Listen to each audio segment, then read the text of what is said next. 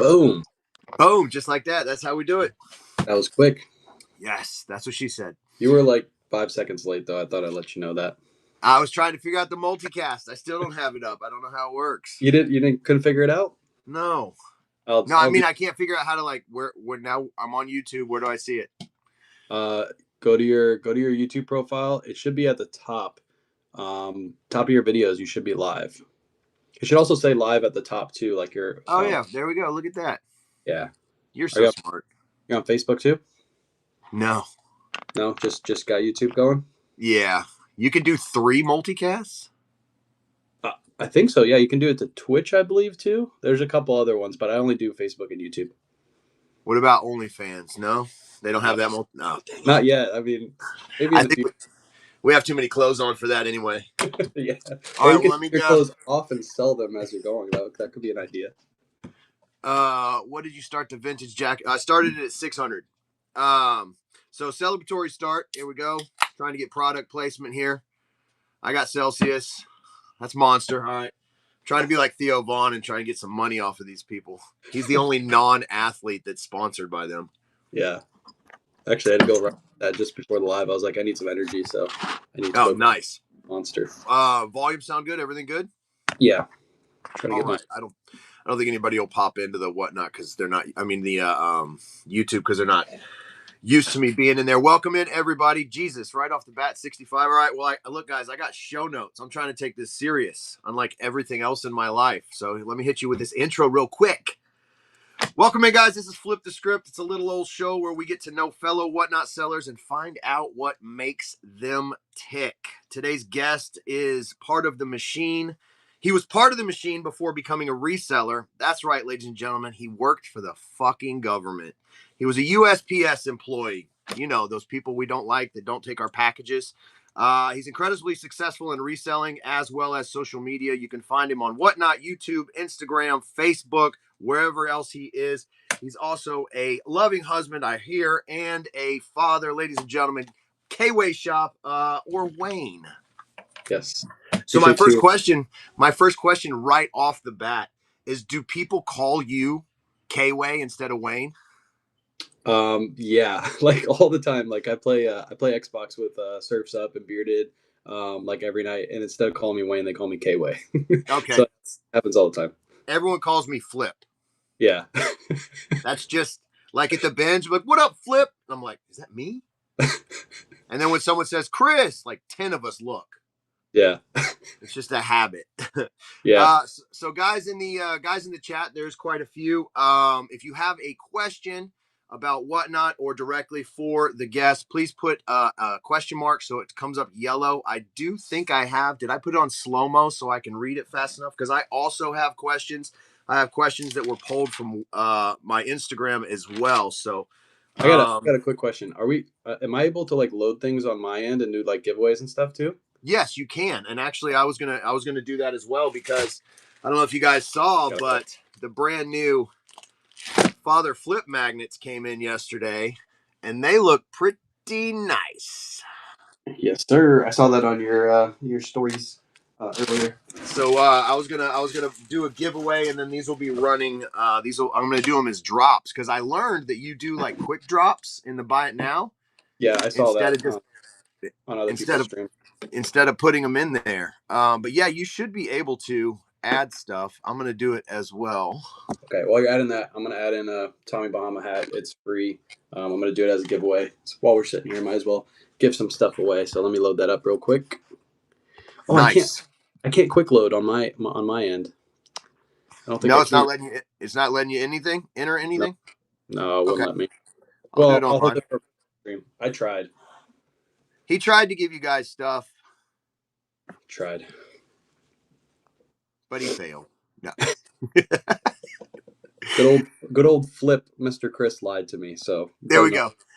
Thinking of doing consignment for people as well. Any pros or cons you can give? Right off the bat, I would say that you're the better person. You've been doing it longer than us, so go for it. Yeah, so we do consignment. Probably about 50 to 70% of what we sell is consignment. The thing about consignment, and I always tell people to hold off at first. I know consignment's like Obviously, you don't source the inventory, so everything you sell is profit. But you want to make sure you get your consigners good money. You don't want to just run their stuff and let it tank just to get your money on your end. You want to make sure your consigners get paid too. So I waited to do consignment until probably about eight months to a year after I started Whatnot. Once we build an audience, that's when I started doing consignment. Our average sales price on consigned item is right around $25 a piece. We cherry pick the best stuff, so that way our consigners get paid good. So when I run an item, I actually get more upset. Not that I get upset, but I get more upset when a consigned item sells for less than my item sell for, because I really want to make sure my consigners get paid good money. So before you do consignment, make sure you have a strong audience, you get a strong crowd in, and then try to get the best consignment you can possibly get. That would be my suggestion. Yeah. To piggyback off that, one thing I've learned from the ones we've done is don't just say, "Hey, if you have stuff, we'll sell it," because people will literally give you garbage and want top dollar for it. So I like how you have a list. This is what we want. If you have this, we'll sell it. So we've even kind of taken from that, and we've created a list and sizes that we've noticed. We can't sell size small on our stream to save our life. Same here. Size small is super hard, and the way we do it is I kind of tell the consigners, hey, watch our shows, see what kind of what we're selling. You'll get an idea, and then we give them a spreadsheet, and they fill out the entire spreadsheet, whether it's 20 items or 100 items, and we'll go through and cherry pick each and every item. It has the item brand, it has the sizes. So that way we can really focus on like the best selling stuff, because I'll cherry pick the best stuff to make sure I get them the best money. That's the whole point of consignment. Exactly. I had to put it on slow mo for the chat so we don't miss anything. So right off the bat, the first thing I did have is what was the first item you ever thrifted? Ooh, that's a hard question. I remember I went to Goodwill. This was so the way I got into reselling is I watched a couple rally routes on YouTube, and I thought everything like everybody else thought, like, this doesn't make any sense. There's no way this you can sell used clothes online. Nobody's gonna buy this crap. And then I started selling items in my house first, and a couple items sold. So I was like, okay, this is good. Like, stuff is selling. And I went to Goodwill. I don't remember the first item. I remember I spent $100 at the Goodwill, right up the street from me. And I remember I picked up stuff. This was like in 2018, so things like Tommy Hilfiger was selling. So I remember I picked up Tommy Hilfiger because I remember Rally Roots always talked about Tommy Hilfiger in their videos. Um, I guess it would have been like a Tommy Hilfiger piece and maybe like a Tommy Bahama piece that was at the thrift store, but I don't remember the exact item. I just remember I spent $100 at Goodwill. Nice. And that's kind of similar to us. I watched a Walter Blake Knobloch video on how he was making like $25,000 a year selling VCRs, and I was like, I don't know what it was, because I had a good job. I was actually a freaking manager at a pest control company. I was doing all right, and I was just like, man, this annoys me because no one's buying VCRs. This guy's full of shit. So I went and I bought one and I sold it in 24 hours. And then I like randomly DM'd him. I was like, hey, you don't know me, but I was thinking about destroying you. I don't know how I was going to, but I was going to. Nice. That's funny. So yours is Rally Roots, mine's Knobloch. So we both came from, we saw a video or we saw somebody doing something. Yeah. Vixen, that's awesome on that hat. Yeah, those hats are expensive. So usually a lot of people, I usually tell people when they get into reselling to start at their house. What I know I have to keep it about Whatnot too, so I'm trying to go in all over the place. How did you get on this platform? Because I know you were selling on eBay and Poshmark and all the other platforms, but how did you get onto this one? Yeah. So I was doing lives on TikTok. That's actually how I grew my following. I would be live on TikTok, just listing items in the background, taking photos. And I did that for probably a solid year, but didn't make any money from it. I just did it just to teach people what I was picking up and kind of just hang out with people while I was doing my photos and whatnot. And then I kept getting, like, after a while, I grew that audience. I would have like 100 people every night watching me just list items and answer questions. And people were like, are you thinking about going on Whatnot? Because you're really good at lives. Like, why are you thinking about going to Whatnot? And this was when Whatnot was first like starting to take off.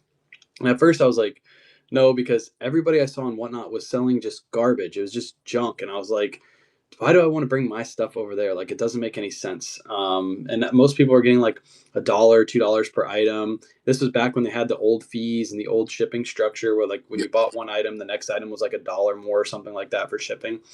So like it didn't make any sense. And then finally I was just like, you know what? I'm just gonna try it. Like everybody's asked me to do it. Let me just try it.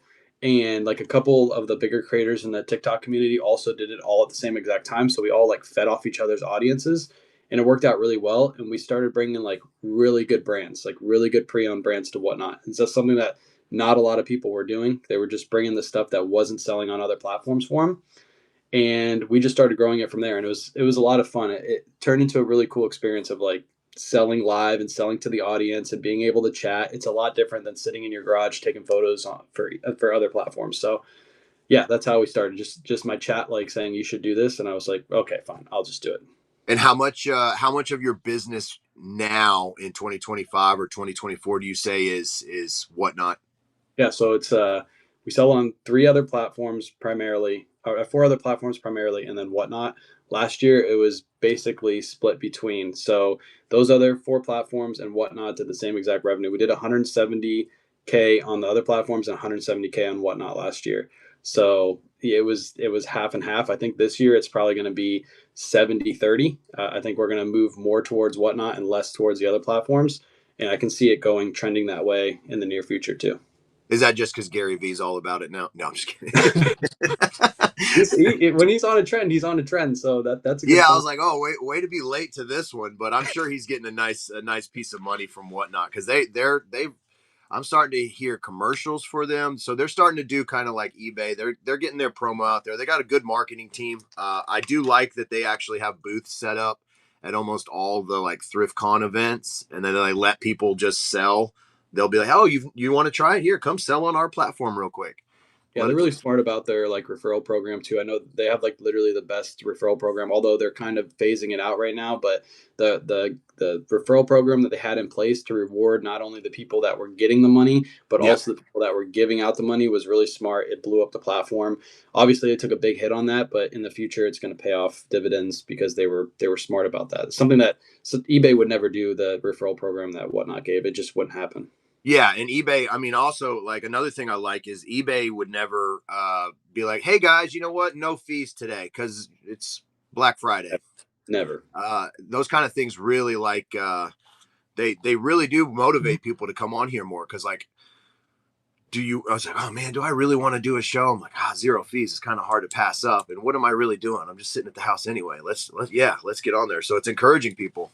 Yeah, if you're a seller too on those days, like plan some of your biggest shows and make sure you always know that Black Friday is probably gonna be zero fees. So plan that show like a month ahead because Yep. that's literally our biggest show of the year. We put like 100 to 200 items. I remember the first year they did it, right when we started our show, the app broke. So I was like, come on, like the app has to break like right when we start the show. But that's literally our biggest shows. We literally plan to bring the best stuff in that show because we have no fees. So even if we make a little bit less because we have more items in that show, we're going to make more money because there's no fees. Yeah, and so that's what we did. We pre-gamed. We're like, okay, I wish they would. I'm sure there is. I'm sure there's like a schedule. We could find it in the Discord, but I'm not. I'm so technologically dumb. It takes me forever to figure out how to get into the Whatnot Discord. But I'm sure they have like the schedule of what are going to be the no fee days or the discount fee days. But I do. We tried to plan for that, so I went and bought a bunch of like Kate Spade wallets and Dooney and Burke, so I could be like, hey, because you are going to be going up against a lot of people. Everybody's going to be trying to run shows, but as long as you got some good stuff, like you said, hold some stuff back, you should be able to go and have good shows. What do you I'll save that one for the end. I'm trying to think about Whatnot stuff. Guys, if you have questions, make sure you ask them. So this one was from Freeway Flippers. This is from Instagram. They want to know what your favorite Whatnot sale has been, and then also top 3 tips for new people that are just starting out. Good questions. My favorite flip. Okay, so a few months back, I had a consignment order. Is really good consignment order come in, and we had a double RL. So if you don't know that brand, it's really good. It's Ralph Lauren's like higher end, like almost like Western kind of wear line, and we had it was a $1,400 double RL down jacket with like a fur hood. brand new with tags, and we sold that for, I think it was a little over 400 is what we sold that for. We started at $1. So we hyped that piece up. That was a really cool piece. We also sold this vintage from the 80s Ralph Lauren sport coat. It's either the 70s or the 80s, but it had like horses all over the front. That sold for a couple $100. That was in pre-owned condition, but it was so rare you'll never see that piece again. So those are some of my favorites. And then your second question was tips for beginners. Yeah, like Okay. top, just the best tip for somebody that's I just signed up, got approved. I'm ready to start my show. What's the best that you could give? Yeah. So other platforms market for you. When you list your items on other platforms, they will bring all the eyes to your listings. With Whatnot, you are the marketer. So you're the one getting people into your show. Of course, Whatnot can put you to the top and you can pay to promote, but at the end of the day, you're the person bringing the people to your show. You got to think of your business on Whatnot as kind of like a brick and mortar business. If you just open a store without any advertising, you just open it down the street, you open your doors and you expect there to be 200 people walking through, you're going to fail because nobody's going to know that you opened your store. Same thing happens on Whatnot. When you have your first show, make sure you advertise it, make sure you tell people what you have, bring some of the best stuff you can possibly bring on those shows, and expect to maybe lose a little bit of money, especially if you don't have like a social media following you can bring over. You're probably going to lose money, but that's part of the build. Like, I didn't make any money on social media when I first started for a year plus, and I was okay with that. I wasted time, which time is money, and you're going to do the same thing on Whatnot. So I would say treat it like a brick and mortar. A lot of people fail because they come from those other platforms and they just expect to open their app and have 200 people in their live or 90 people in their live like we have, and it doesn't happen. Then they quit after the first one. Make sure you try harder and push yourself to keep going. If you go to the gym one time and you lift one weight, you're not going to get buff. You have to go over and over and over again. That's how you got to treat Whatnot, and that's my biggest advice. Well, I've been going to the gym for about 20 years and I am not buff, so I don't know what I'm doing wrong, but I definitely have 200 people watching me at the gym. Yeah, No, and that's kind of what I tell people too is I see a lot of people get down on themselves when they join and they start selling. They're like, hey, I've had my first show. There was nobody there.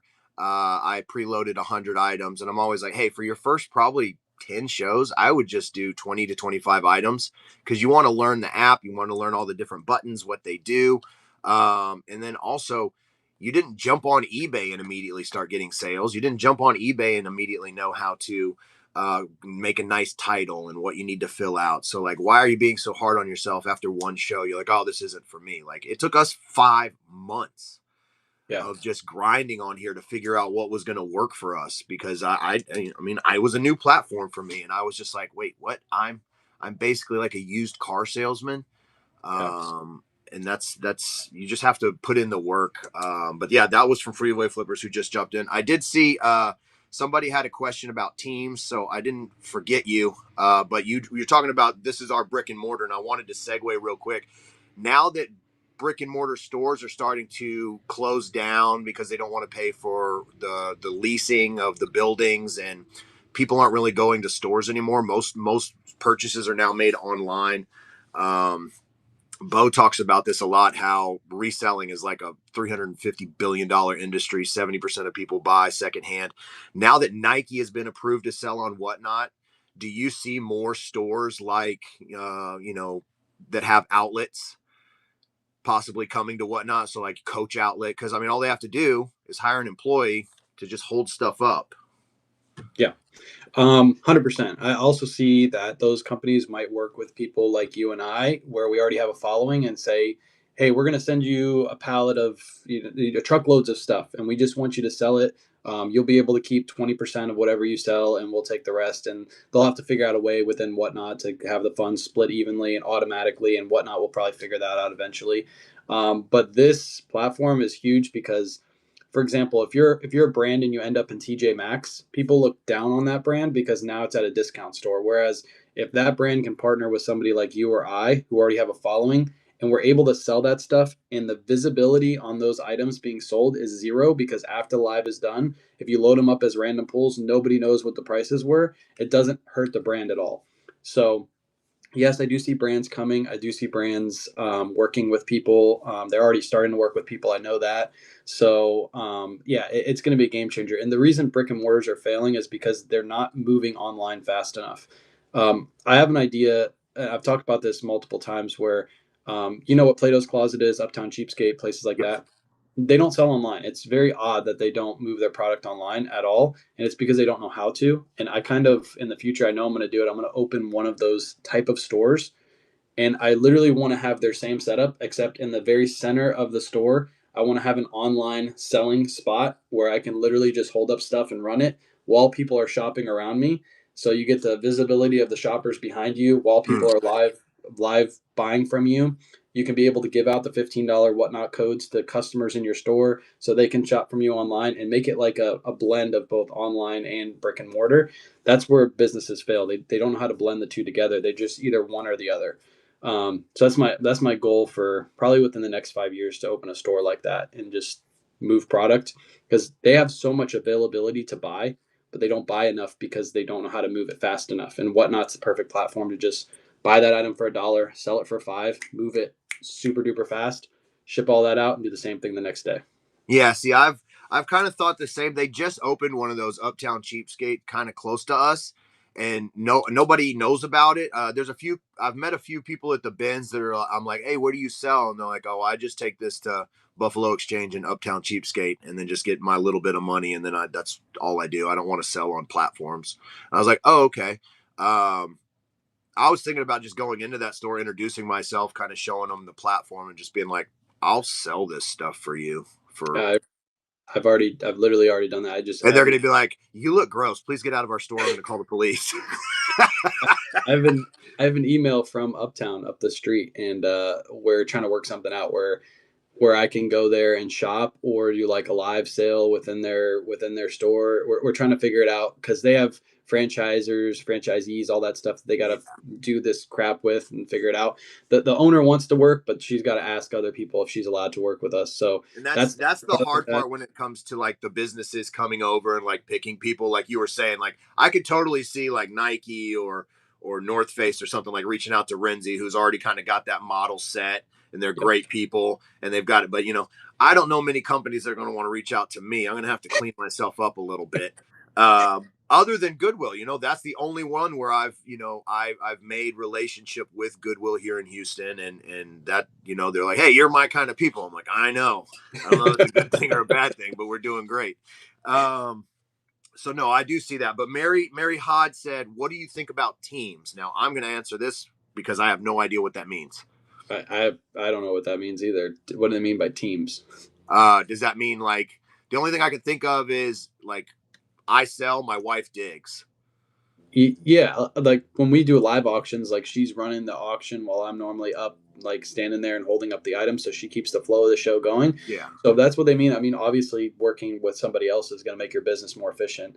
I'm able to keep the flow of the show going, Oh, there she goes. answer answer Where you questions. sell? Oh, okay, I see. Sorry. Oh, so what is it? Teams is micro. When you sell on someone else's platform, so like I come onto your platform and I'm selling stuff. Oh, okay. I think I heard about this. What do I think about it? I mean, you're basically using that person's already Following. exposure. Yeah, Yeah. they're following to get your items to sell. I mean, I don't think that's bad. I mean, if that person takes a cut of your proceeds, they built their audience and they worked hard to do that, and now you're using their audience. So It's yeah, kind of like a live consignment. It sounds like yeah, exactly. I you're mean, you're you're prostituting off of my following. yeah, and then if if it's just like if you sold in like a market or something and you pay for that specific spot in the market because that market's really popular and you pay for a spot up front because that's where everybody comes through the door, you might pay a little bit more for that spot. Yeah, I don't see anything wrong with it. So look, I have an idea that I've talked about it with Stacy, and I actually talked with it about Josh. And I know I'll never actually do it, but I wanted to create, those. So I played music for years, and whenever now that we're older, we don't have our own practice space. But whenever we all are in the same city, because we don't live in the same city, if we have a show coming up, we just go rent a room at a sound place. And so what it is, it's basically like a building that has 20 8x10 rooms, and they come fully stocked with everything you need. So you can just show up, they're soundproof, and you can jam. They got a PA inside and you just rent it. I wanted to do a building and each room be a theme. So we got like a shoe room. It's got Nike and everything like that. We got a plush room. We got to do that. And then just rent the space out to people to bring their inventory and do their whatnot streams in a themed area. And then have a shipping station where they can do the shipping. And then I just schedule for USPS to pick up their stuff. Yeah. It's Um, smart. I like it. Yeah. So I just gave that out to do, guys, because I won't ever do anything with that. So there you go. $3 million idea. Because a lot of people, they're like, oh, I want to do it, but I don't have space at my house, or my kids are too loud, or anything like that. But if you had a place you could go to and rent it out, that was an idea that I had. Does connecting with viewers matter? Because I do see, obviously, you communicate with your viewers. You try to stay up with the chat. I do the same thing and try to like make it a personal connection. But I do see people on here that are also successful that just are like not monotone, but they just sell the product and keep it moving. They don't really build a relationship with their base. Maybe it's because they're so big that they can't keep up. Like I know if there was like 1,000 people in here, my head would explode because I wouldn't know like how to process it. But I know you get to that point one time, eventually over time. But do you think it's important, especially for smaller sellers, like connecting with people? Yeah, I think it definitely is. I think there's two different types of lives. There's two different types of customers. Customers just want to come in and buy the items they want to buy, and they don't want to be bothered. Just like if you're going to a mall and you don't want to be talked to while you're going down the aisle, you just want to go grab the item, go to the register, and leave. And there's other people that just want to talk and have fun, and it makes it a good buying experience. So I think you just got to determine what you want to do. I think for smaller sellers, it definitely is better for you to engage with your audience, learn your audience's names as you ship their items. Even though their name is in the chat, you learn what their actual name is. So when they come in, you're like, hey, so-and-so, how you doing today? Appreciate you buying that last live. And while you're selling items, you're just keeping the engagement going. So I definitely think for smaller sellers, that's needed. Once you get to a point where, like you're saying, when your chat's like 2, 3, 4, 500 people, it's really hard to be able to like talk to everybody. But what you'll do is you'll just pick 1 or 2 people every couple seconds whenever you're looking at the chat to talk to, and that'll keep your chat going. So yeah, I think it's needed. But there's two different types of audience. So I wouldn't say those people that aren't paying attention are bad. They're just in the zone. They're just selling. They're just getting stuff, moving stuff. Yeah. I think again, yeah, like you said, I think it depends on the size of where you are on the platform. But then also like one thing that I do is because I do miss, I miss, I'm live at a store. So I can miss the chat, especially if something's going on or if there's commotion. I think, Stacy might be getting beat up. But I do try to just at least say the person's name if whoever it is, when they purchase something. That's just something. It's little things like that. You don't want to be the person in the middle of Macy's that's trying to spray somebody with perfume that might not want perfume on them, but you do want to have some kind of engagement with at least somebody in your chat. One thing that I do, which I'm sure I got most of them in here in the chat, is I pay attention to the whatnot analytics.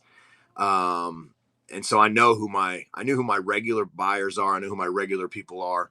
And then I try to welcome in. I can tell if I see a name that I don't know. I try to make them like feel cozy somehow. Usually I just tell them to read the show notes because it gets right to the point on who I am and what, because I have people pop in and like, oh my, I just came in here. What did I just hear? But how long do you recommend your item? How long do you run your items for? Yeah, so we do. We've done a mix of like trial and error, figuring. Some of our shows we've done all sudden death. Some of our shows we've done all regular auctions. Some items we've ran at 10-second starts, and we did 15-second starts. So at this point right now, what we're doing is we are running 15-second regular auctions. We start the items at around $10 usually is where we start. We used to start dollar starts, but all the items usually sold for over $10. So we're like, why are we starting at $1? We can just speed up the auctions if we just start everything at 10. So that's where we're at right now, and we might run sudden death throughout the show. So if the show starts to slow down, I see the numbers start to drop a little bit, I might turn on sudden death for a little bit and just have some fun and move some items. But primarily, I'd say 90% is 15-second regular auctions with the 10-second bumps. So if somebody bids between 1 and 10, it goes back up to 10. And what's a typical stream for you guys? 1 hour, 2 hours, 4 hours? We do weekend shows, usually Friday, Saturday, or Sundays. Sometimes some weeks we do all three. Sometimes we only do one of those days. Usually it's always Saturday because Saturday is always our best days. We start our shows at 8:30 p.m. and we'll run those shows. It depends on how many items we have, but usually we have around 70 to 100. So it's usually about an hour and a half, maybe 2 hours at max to run the show. So we'll start at 8:30 p.m. Eastern Standard, and we'll be done by 10:30. And do you see any pros or cons of doing like longer streams? Like I see people that'll stream for like 8 hours. Yeah, so when we're doing those shows for like an hour and a half, 2 hours, usually about an hour in, we see the numbers start to dip. No matter what we're running, after an hour, people start to lose, like they'll start moving to other streams, especially if you're running stuff that they don't want, particularly in that moment. They'll move to another stream or they'll just leave the app. So we try to keep our streams like right at that hour and a half point because at the end of the show, you usually have your best buyers in, and all the new buyers are pretty much leaving at that point. So you got to rely on your best buyers to keep your show going. We have done longer shows in the past and they've done good, but those are like the Black Friday shows where we have 200 items and we're running 4 hour long shows. So yeah, I don't know if I'll ever do like a super, it would have to be, it'd have to be palletized inventory, new with tags, and I'd have to have higher starts on that stuff for me to Yep. run a longer show to guarantee profit. Otherwise it wouldn't make any sense. Okay. So that's I wanted to put it, I wanted to ask it just because for like newer people too that are kind of trying to figure out, well, should I run like for a long period of time?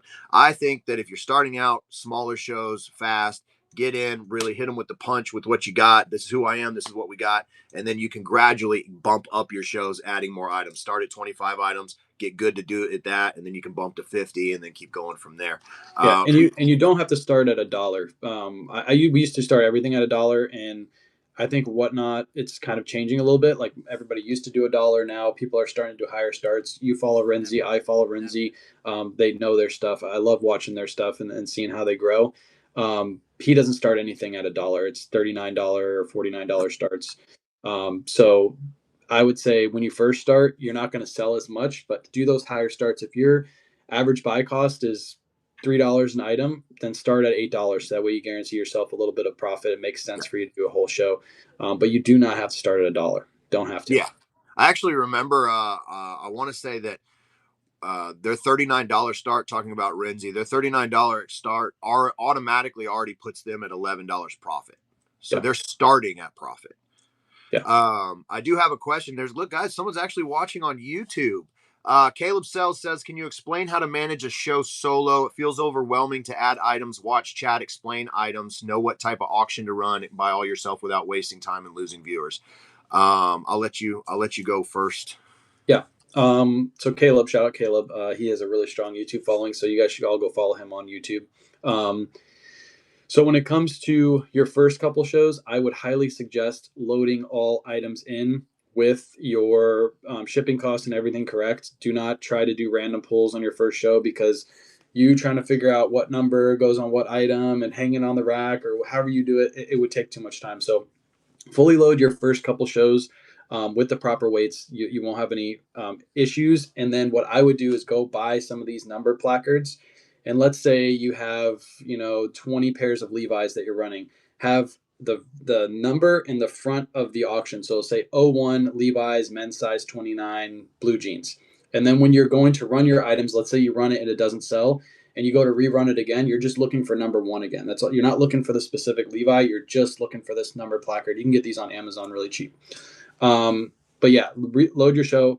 If you're running it by yourself, have a nice amount of space around you so you can move and maneuver, have the rack or whatever you're selling right behind you. So you have shelves behind you with hard goods. You can have shelves behind you, and then have the accessibility to just turn around, grab the item, and run it. And you can run it off your phone. You don't need somebody else to run the auction. I mean, you don't have anybody else running the auction when you're at the bins. You're just there pressing the buttons on your Yep. phone. So I think that's perfect. And then as you move on, if you're able to bring somebody else in to run your show, it will make the flow of your show go a lot faster because you're not having to stop and press buttons. You're just grabbing the next item saying, hey, run number three. Number three is already up. You're already explaining it and it's already starting to bid. Like no stopping and touching. So, but your first couple auctions, yeah, just run it from your phone, have everything loaded. And then just the easiest one out of all the things you were asking, know what type of auction to run. You just pick what you want to do and don't change from it. So like don't run half of your show at 10 seconds and then the other half at 30 seconds. Just pick a time and just let the cards fall where they may. I wouldn't do sudden death in the beginning just because you want to get used to it. You want to get to see where, you're not going to have a lot of people. You want people to be bidding it up. But just pick what you want to do. Most people do 15 seconds. Yeah, Just 15 typically seconds. what I see is 15 seconds. Yeah, don't do 60-second auctions. That's just crazy because you'll talk about your items for the first 15 seconds and then you'll look like a goofball just holding up your item trying to fill in the blank space. 15 seconds is perfect. It gives you enough time. You can even talk about your item before you run it. So you're like, hey, these Levi's men's size 29, they have a small flaw right there. All right, I'm going to start the auction right now. It's up and running. Like you've already described your item. Now they have 15 seconds to bid. And you can also, if you get good enough, you'll be describing your item and starting the auction at the same exact time. So that way there's no blank space. You're just already run the item as soon as you're done talking about it. But you'll get the flow as you go. And another thing for the managing a sociolo, which I'm actually working on doing this year, is instead of having to be like close like this and trying to find it, especially if you can't see like I can, is I'm going to have a second tab. I'm going to have a second device. So usually I use Stacy's device. I just log in, and then that way I can enter and run stuff while I'm live as well. So I'm not all touchy on the screen. I can be right here and be like, all right, guys, next item is this right here. So having a second device is almost like having an extra worker. So that'll help you as well. Now I know somebody wanted to see your head tattoo. I don't know if you've gotten it yet, but they said where's Wayne's head tattoo? No head tattoo, but I'm fully inspired. I already have a receding hairline, so I'm gonna need it eventually to cover up the blank space. So you I might can have to. get the actual hair. People are getting the actual hairlines tattooed now. I might put the K-Way like Coogee logo up here because it'll be nice and colorful. And yeah, that way when I bend down, grab an item, it's already branded right there. And that's probably a tax write-off too. So I'll do that. Well, that's what I told people I have it because whenever I'm looking down, like to get something, I'm like, this is just so you guys have something to look at while I'm finding the product. Like it gives you guys something to look at. I could put like show notes on my head. Like as I go down, the show notes are already there, so they already know. Well, see, I still have the sides. I was thinking like, Whatnot wants to throw me some money. I'll put the W. I mean, I do have it here. It kind of fell out, but any brands any big resellers want to get on here. Put no cancellations around your head, so that way when they say like they want to cancel, be like, sorry, it's all over the show. Like just look at my head. All bids final. I just turn around. Are you able to play music? So I play music on our Saturday shows. I just have Spotify playing on the background. For right now, they haven't had any issues. I do know that it probably will come one day where the music industry is going to take notice to Whatnot and be like, yo, you guys are playing a lot of music and no one's getting paid for that. Yeah. I actually asked Whatnot when I first came on if that was, I asked them if we were allowed to drink on stream. They said, as long as you're not being belligerent, you're allowed to drink some alcohol. It's perfectly fine. And then also I asked them about music because with me being on social media, that's like, you can't put music on a lot of videos specifically for that reason. So I asked them and they were like, no, it's fine for now. And I was like, okay, cool. I'll just hit that explicit and you're good to go. Yep. The funny thing about the explicit tab is what you might think is explicit and what I might think is explicit. It's two different things. And so it's just like, so guys, just be a good person on here. What is your biggest reselling pet peeve? Biggest reselling pet peeve. Ooh, that's a good one. Yeah, I don't know. Guys, I got a magnet running in the giveaway right now. The Holy Father flips magnet. Biggest reason. Okay, I'll put it this way. Like I make social media content, and obviously, there's a lot of people that think that should be against the rules. Like you shouldn't be able to give out content. You should put that behind a paywall because you're giving away all the secrets. That's probably my biggest pet peeve is resellers thinking there's secrets. There's no secrets. Like thrift stores can go on eBay and filter for sold and do exactly what we do. Even this is the funny part. When people say like they're watching your videos, they know what you're picking up. You're causing thrift store prices to go up. And I'm like, they know you're a reseller at the store, right? Whatever store they shop at. If they see you grab a big pile of clothes and put it on the counter and they're going through it and ringing it up, do you not think that employee or that manager is looking at those items, specifically knowing that you're a reseller? So you are also giving out the secrets just by buying the items in the thrift store. Sure, when I put out a video and I say this item sold for $600, they're like, okay, thrift stores might price those items up. But it's very rare that they find that $600 item anyway. Probably by the time they find it again, they're going to forget about it. So it's probably my biggest pet peeve. I love the vintage t-shirt boy community because they love me so much. I took note of what you did and did that live thrift. and I put out that video, and in my comment section was all the vintage t-shirt boys like, bro, you're giving out all the secrets, bro, you're gonna kill the market.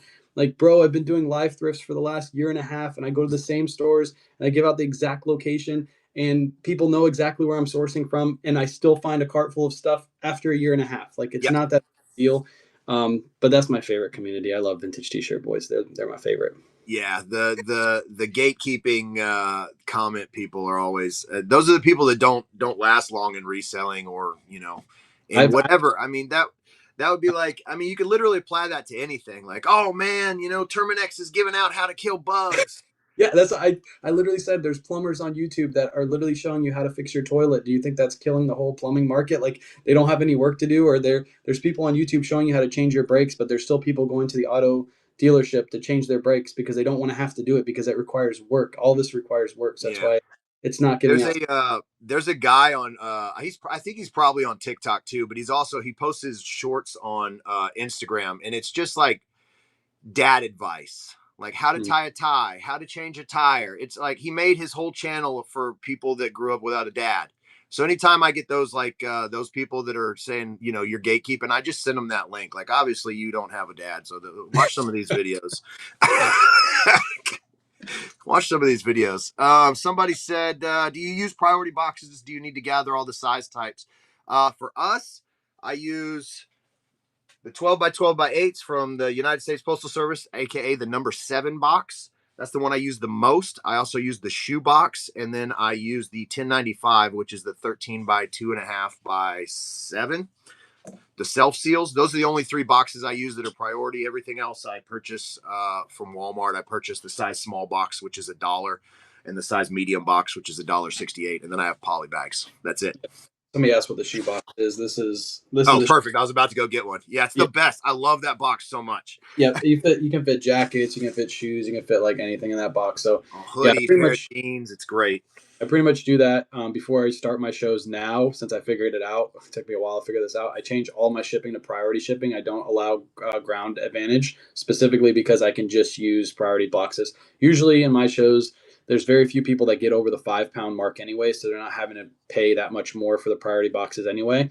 But yeah, I change it all the priorities, so I never have to use anything but a priority box. Every once in a while, if it's like a big order, I'll go buy one of those boxes at Walmart that are larger, but pretty much everything goes priority. And have you had any complaints from customers or anything like that? Not really. I've had a couple like after the last show, somebody bought 14 pairs of shoes. We had them loaded in at 1 to 2 pounds. So their like last order, they had to pay $14 in shipping because their order was so big. And I'm like, well, you got a lot of cheaper shipping throughout the show, so that's probably why it offset that high. But usually that never happens. It doesn't. You don't get that many crazy orders like that. I'm testing out the letter postage for my giveaways, because I give away a $5 coupon code since they don't have credit here yet. They're working on figuring out how to add to where we can give away like whatnot credit, or like like a gift card. But for now, so all I do is just put stickers in a bag and I write a code on a piece of paper. But I've been paying $4 every time I do that, and somebody was like, "Why don't you just use the 74-cent card?" So I'm trying that out. I'm going to try it with these magnets as well. Hopefully that works. But yeah, I still use ground advantage for over 5 pounds, but I mean, maybe I'll try not to. But because I have people like Gina and certain people in here that'll buy like 40 things in a show. Yeah. See, if you have a market like that, like I would still keep it at ground advantage because it doesn't make any sense to charge those people over in shipping, even though they're still getting a great deal. I mean, whatnot shipping over 5 pounds is still a great deal. If you buy anywhere else, it's going to be way more expensive. But yeah, I would keep it the same. Gina, thank you for the tip. Gina, I'm gonna do a drop tomorrow. I wasn't gonna sell any today because I'm gonna do a drop tomorrow. Because I only have 46 of these now, because I've given away 2. Stacy took one, and I put one in the pocket of the jacket that Harry paid $600 for yesterday. Just because the thought of me being on his refrigerator makes me giggle. So I'm going to do a drop tomorrow. Now, I did have Pam asked, do you think you'd sell more if I do reduce shipping? So My answer is no. And the reason that I don't want, just like I don't want people in my stream that think everything needs to start at $1, I don't want people in my stream that want cheaper shipping, because Whatnot already has amazing shipping discounts. So if you're already one of those people that's like, well, I would buy more if you would cover the cost of the shipping a little bit, because then I have to start my prices higher to offset the fact that I'm now paying your shipping. Yeah, between I one and already five, feel like I'm giving you a great deal. you get free shipping between 1 and 5 pounds already. Like if you go buy that same type of item, the 12 by 8 box, if you fill that up and you ship it to them for whatever Whatnot charges, like right around $9. If you go and buy that on, let's say, eBay, you're being charged $15-$20 for that box, like automatically. So you're already getting great shipping. I think Whatnot has a really good deal with them, with USPS, kind of like Poshmark has. So yeah, you don't reduce shipping. I mean, maybe you can get free shipping over the 5 pound mark, but we don't even do that because then that would eat into our costs. So same as you, like it doesn't make sense to do that as a Yeah, seller. you'd have to adjust your start prices, Pam, because I know Pam goes live from the bins and does similar style to us. So if you're doing reduced shipping, you have to increase your starting price to cover that difference, because you're now paying that out of your pocket. As a business, it just doesn't make sense to me. It's just like Louis Vuitton does not want people that shop at Walmart to come shop at Louis Vuitton, and I don't want people that shop at the dollar store to come to my Whatnot stream. It's kind of the similar thing. Hey, close plus stuff. Hey, Bo's awesome. You guys go follow Bo. Also, you didn't have to tip, guys. Thank you so much. I will be doing the magnet drops tomorrow on our live. I promise. I wanted to give you guys something for listening to us ramble. Box in a bag. I know this is completely off of Whatnot. Box in a bag. Is it okay? Or Well, it says on pirate ship that you're not supposed to do box in a bag. It literally says, well, you can put it in a box in a bag as long as it doesn't resemble a box when it's being shipped. So if your poly bag is like stretched and it's in the shape of a box, you shouldn't be shipping that box in a bag because technically that's a box. It's just a box with, that'd be just like if you put wrapping paper around your box and said like this is box in a bag. No, it's not. It's a box. Like yeah. so they have specific requirements for that. I don't really care as a postal carrier. I did not care about it if I saw. Well, that's the reason I'm asking you. And Yeah, then there used to be a huge Reddit thread about it. yeah. I as a postal carrier, well, first I was a carrier, so I didn't care anyway. If it made it through past the clerks, that's when it Yep. was perfectly fine.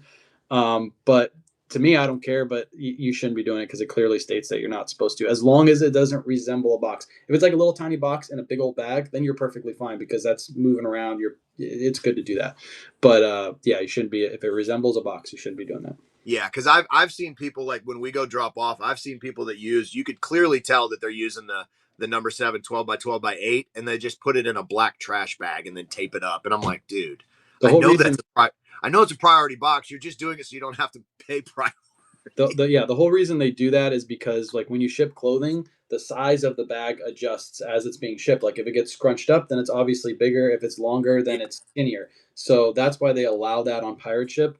The people that take advantage of that, or the reason why pirate ship in the future probably won't be allowed to do that, is because they're doing stupid things like that. So yeah, I don't care. I never even used pirate ship to do box in a bag anyway, so it doesn't really bother me too much. Do you have something about Whatnot that you'd like to see change? Is there something that you're not a fan of on Whatnot? Because I know a lot of people talk. I mean, again, I usually try not to. When I was a full time eBayer, you'd never see me make a video or talking bad about eBay, because that's where my money came from. I don't talk bad about Goodwill because they're a business partner of mine. And I absolutely, Whatnot's changed my life, me and my family's life. But that doesn't mean there aren't things that I don't like that I'd like to see change. So without talking crap, is that what would you like to see Whatnot change? Well, for one, you're multicasting right now, but you can't read your YouTube chat from Whatnot. And there's other platforms that I've worked with that do that perfectly fine. So I can bring in my Facebook chat, I can bring in my YouTube chat and be able to talk to everybody all at the same time, and it will actually tell me where they're chatting from on other platforms. So if somebody makes a comment on Facebook, it has a little Facebook icon next to their name, and I can respond to them and be like, "Hey, you're on Facebook. Come on over to Whatnot. You can't buy anything over there. Like I'm giving away $20 gift card right now. You're commenting how do you get over there. There's a QR code on your screen. But if I can't see that comment while I'm doing the auction, I can't bring that person over because I don't know what's happening unless I have multi screens up, which slows down the auction anyway. I don't want to have multiple screens up. So that's complaint number one. It should be easy to integrate for them to. They already have the stuff to make it happen. They just need to make it happen. And then two, if Whatnot is listening, they have a partnership with Vendu right now for cross listing. In my opinion, Vendu is not the best cross lister out there. I've had plenty of complaints. I've heard about them. I've used List Perfectly. I've dabbled with Vendu, and now I use Autoposher, and they're giving Autoposher a little bit of trouble coming on over to Whatnot and being able to cross list your items from other platforms was just going to help Whatnot get more sales. If I could bring my items from eBay very easily over to Whatnot, I'm selling those items on Whatnot. Like I'll sell those at 50% because of the volume sales. So if Whatnot's listening, allow Autoposher to cross list. I know you guys have something to do with Vendu right now, but trust me, as a reseller, as somebody who uses cross listers, I want to be able to cross list with the platform that I cross list with currently. I don't want to have to go buy one that's less. I want to be able to use one that's better. Somebody said, don't know if they misunderstood. You don't want people that shop at the Dollar Tree on your channel. No. So what, it was just, it was an example. Basically what I'm saying is when people come into the stream and they're asking like, do dollar starts, do $1 starts. Why don't you do $1 starts?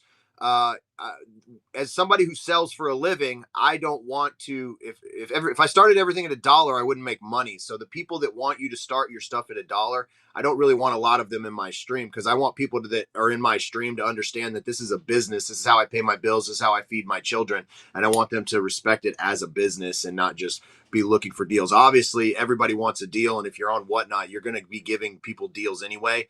I don't know anybody that starts anything at full face value on Whatnot. So that's basically what I was saying. Like dollar starts don't cover my seller costs. They don't cover the fees. If you sell something for $1, you're actually only making like 60 cents Yeah, after fees. less than that. Is it like Yeah, it's like 42 cents to be honest. But yes, and so I don't want people in there thinking I don't want you. When I first started out, there was a lot of people that were always in my chat like, do dollar starts, you'd sell more. Do dollar starts, you'd sell more. And I'm just like, no. yeah, yeah. You're gonna curate your audience however you want to. If you want to start with dollar starts, cool. But yeah, like you're saying with dollar starts, you got to remember you have a transaction fee, which is I think 25 cents plus a percentage, plus you have the Whatnot percentage on top of that. So just take off 25 cents right off the bat off that dollar start if you sell it for $1, and then take all those extra fees off. And even my audience, we're gonna be adjusting it shortly because we're gonna be bringing in new with tag inventory. So our average start price is actually going to go up because our average buy costs on those items are much higher. But we're also bringing in better inventory. So we're going to be adjusting and playing around for the next couple months as we bring in new with tag stuff. And it's much easier to decrease your start price than it is to increase your start price on your audience. So you want to start as high as possible and then play around with fluctuating it. But if you start at $1 and then next show you're like, hey, we're gonna start everything at $20, your buyers are like, all right, I'm out of here because Exactly. you've completely changed the way you sell. So keep that in mind when you first start. Like start as high as you possibly can. For sure. And then yeah, again, because if you can't, like, I can't be known as the guy that goes live from the bins and then all of a sudden next week I'm no longer at the bins and I'm selling brand new Nike or brand new, Coach purses. Like people are gonna be like, yo, I'm used to the bins. What is all this stuff? I completely messed up my audience, my everything. So yeah, don't. And then the same thing, you're going to have the same people that are in your streams when you first start out begging for dollar starts are going to be the same people that randomly pop into your stream and they're like, do a giveaway. I get those all the time as well. Guys, just remember, this is your business. And again, if there's 100 people in my chat, that doesn't mean 100 people are bidding on items or 100 people are shopping. There's some people that are just hanging out, wondering what crazy stuff I'm going to sell, what I'm going to say, or what I'm going to show, and things like that. And that's cool. I love the aspect of people just kind of hanging out and just shooting the shit. That's great. I love that. That's why I like this platform. That's why I wanted to have you on and just talk to people that are doing it on this platform. I mean, Bo's going to be on here eventually. Why do you feel Vendu is not as good? I used to like it. What's better in your opinion? Okay. Well, it involves other platforms, but I don't think we're going to ban for this. Vendu's auto sales detection doesn't work as well as Autoposher. I hear a lot of people complaining about, hey, I sold an item on eBay and Vendu never pulled it down and it sold on Poshmark and I had a double sale and that's never good. So that's number one complaint. Number two is they don't have a Poshbot, so they're not able to share your closet. Autoposher has that. They'll share your whole closet in the background all day long. Don't have to worry about it.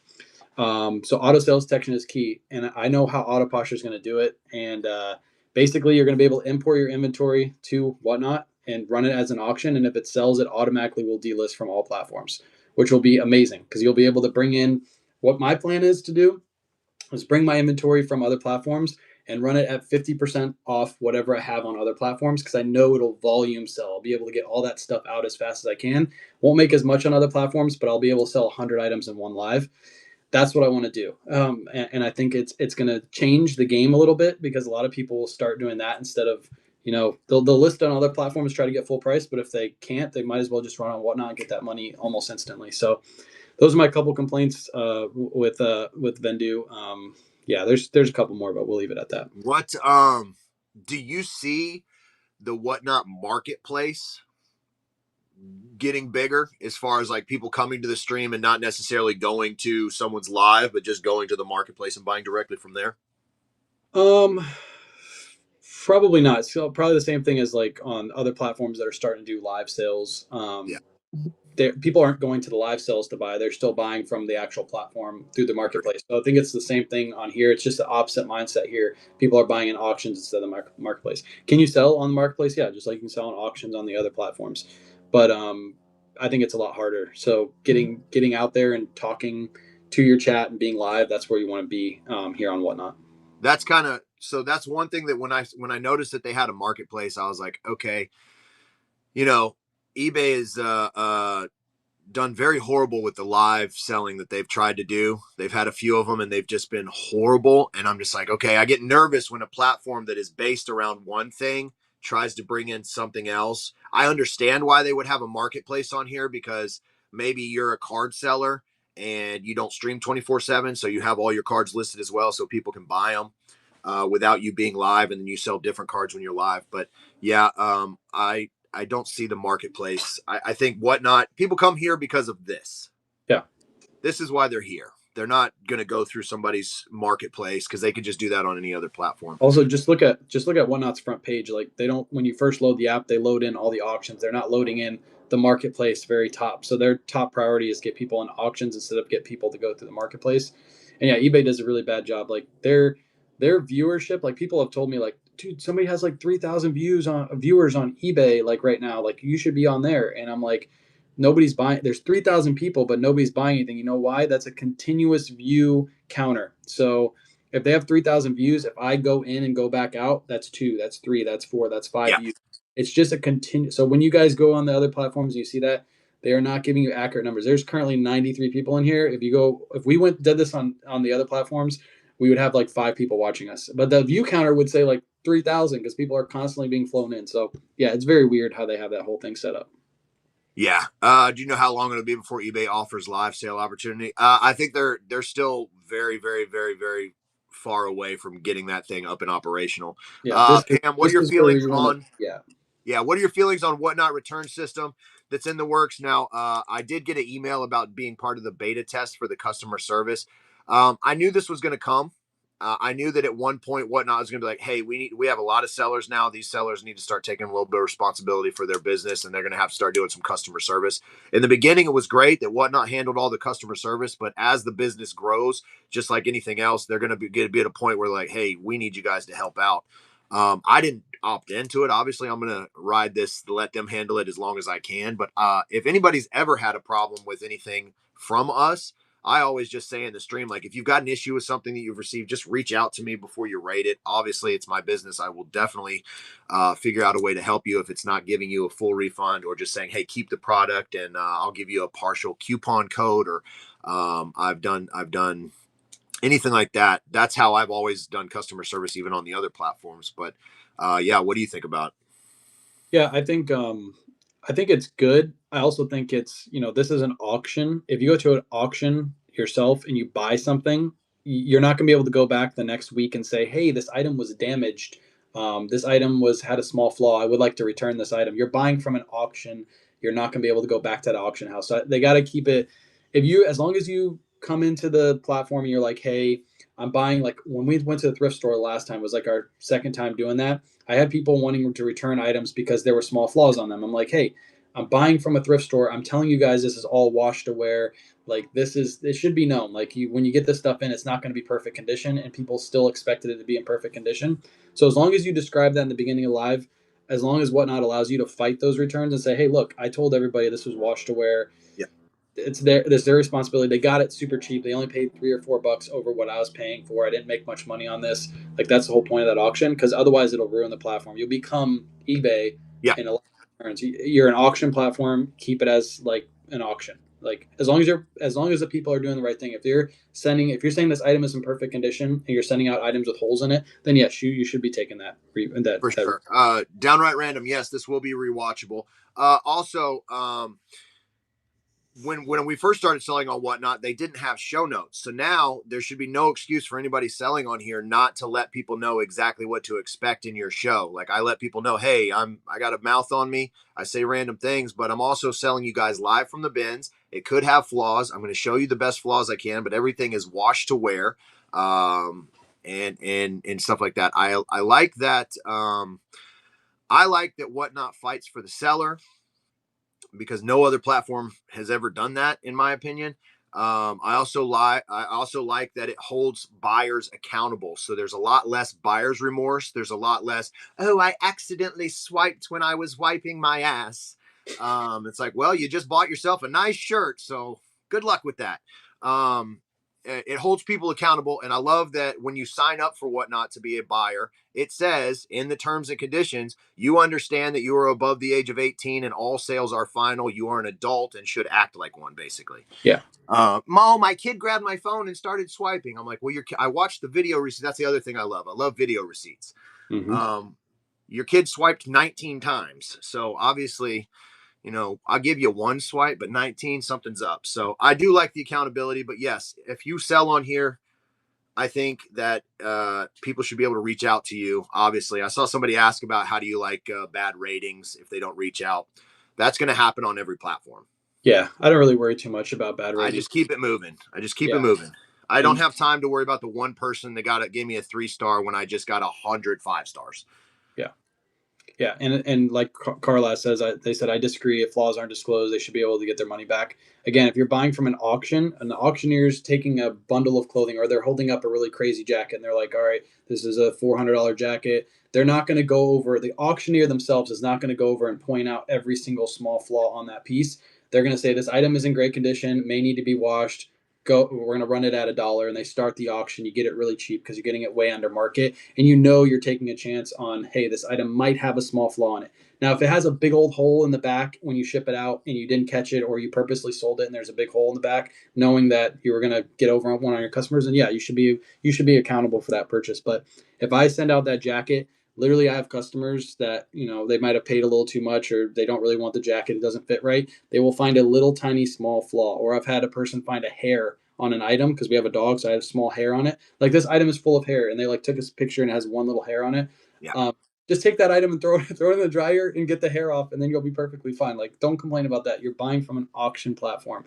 But yes, if the flaw is egregious and you missed it, usually what we do is we just, like you do, give a coupon code for the full amount or over the full amount. Say, sorry for the inconvenience. Here's a coupon code. Keep the item or throw it away, whatever you want to do. And here's $25. You spent 20 on your last item. You can use that 25 on our next show. That's usually how we do it.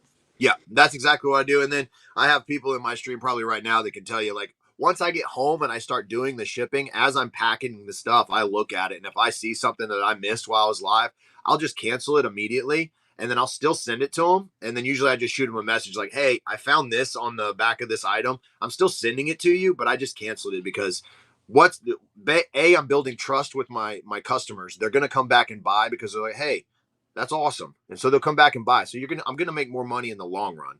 Yeah. And then also just because, it's the right thing to do. And I do so many things wrong that I feel like in business, I'll do things right.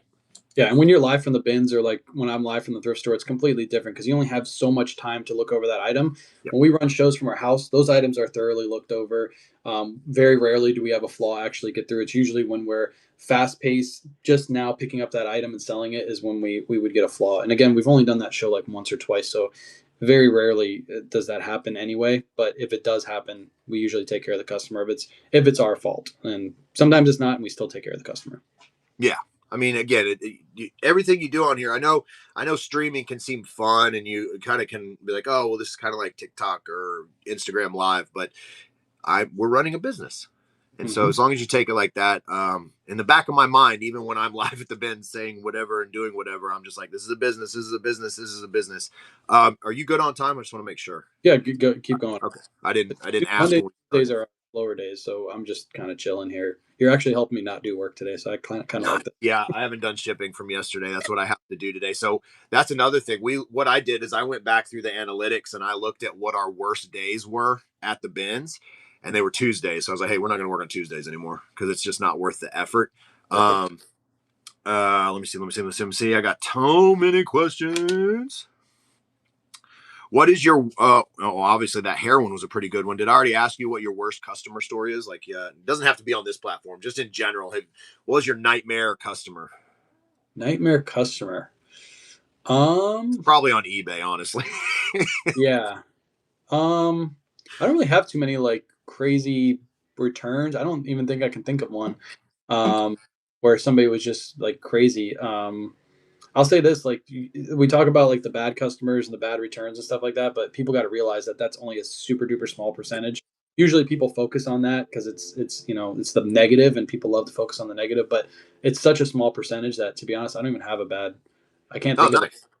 or like story. I've had returns where people like bought an item and clipped the new tag off and sent it back to me, but that's not like horrible. That's part of business. Like if we ran a brick and mortar, there'd be people walking in our store and stealing items, and they don't do that in our business because they're not able to unless they walk in my house. So there's upsides to this business that people don't take into account too. So yeah, no, I don't really have any crazy stories. You have any crazy stories? I want to hear it. Not as far as like I've had people just like I've accepted a return and I don't get the item back. Instead, I get just like a pile of trash or chewed up dog food or just random things like I've that. I'm never, like, oh, never had one. awesome. I've never had one of those ever. Yeah. But then I found a website that you can actually mail anonymous dick glitter bombs.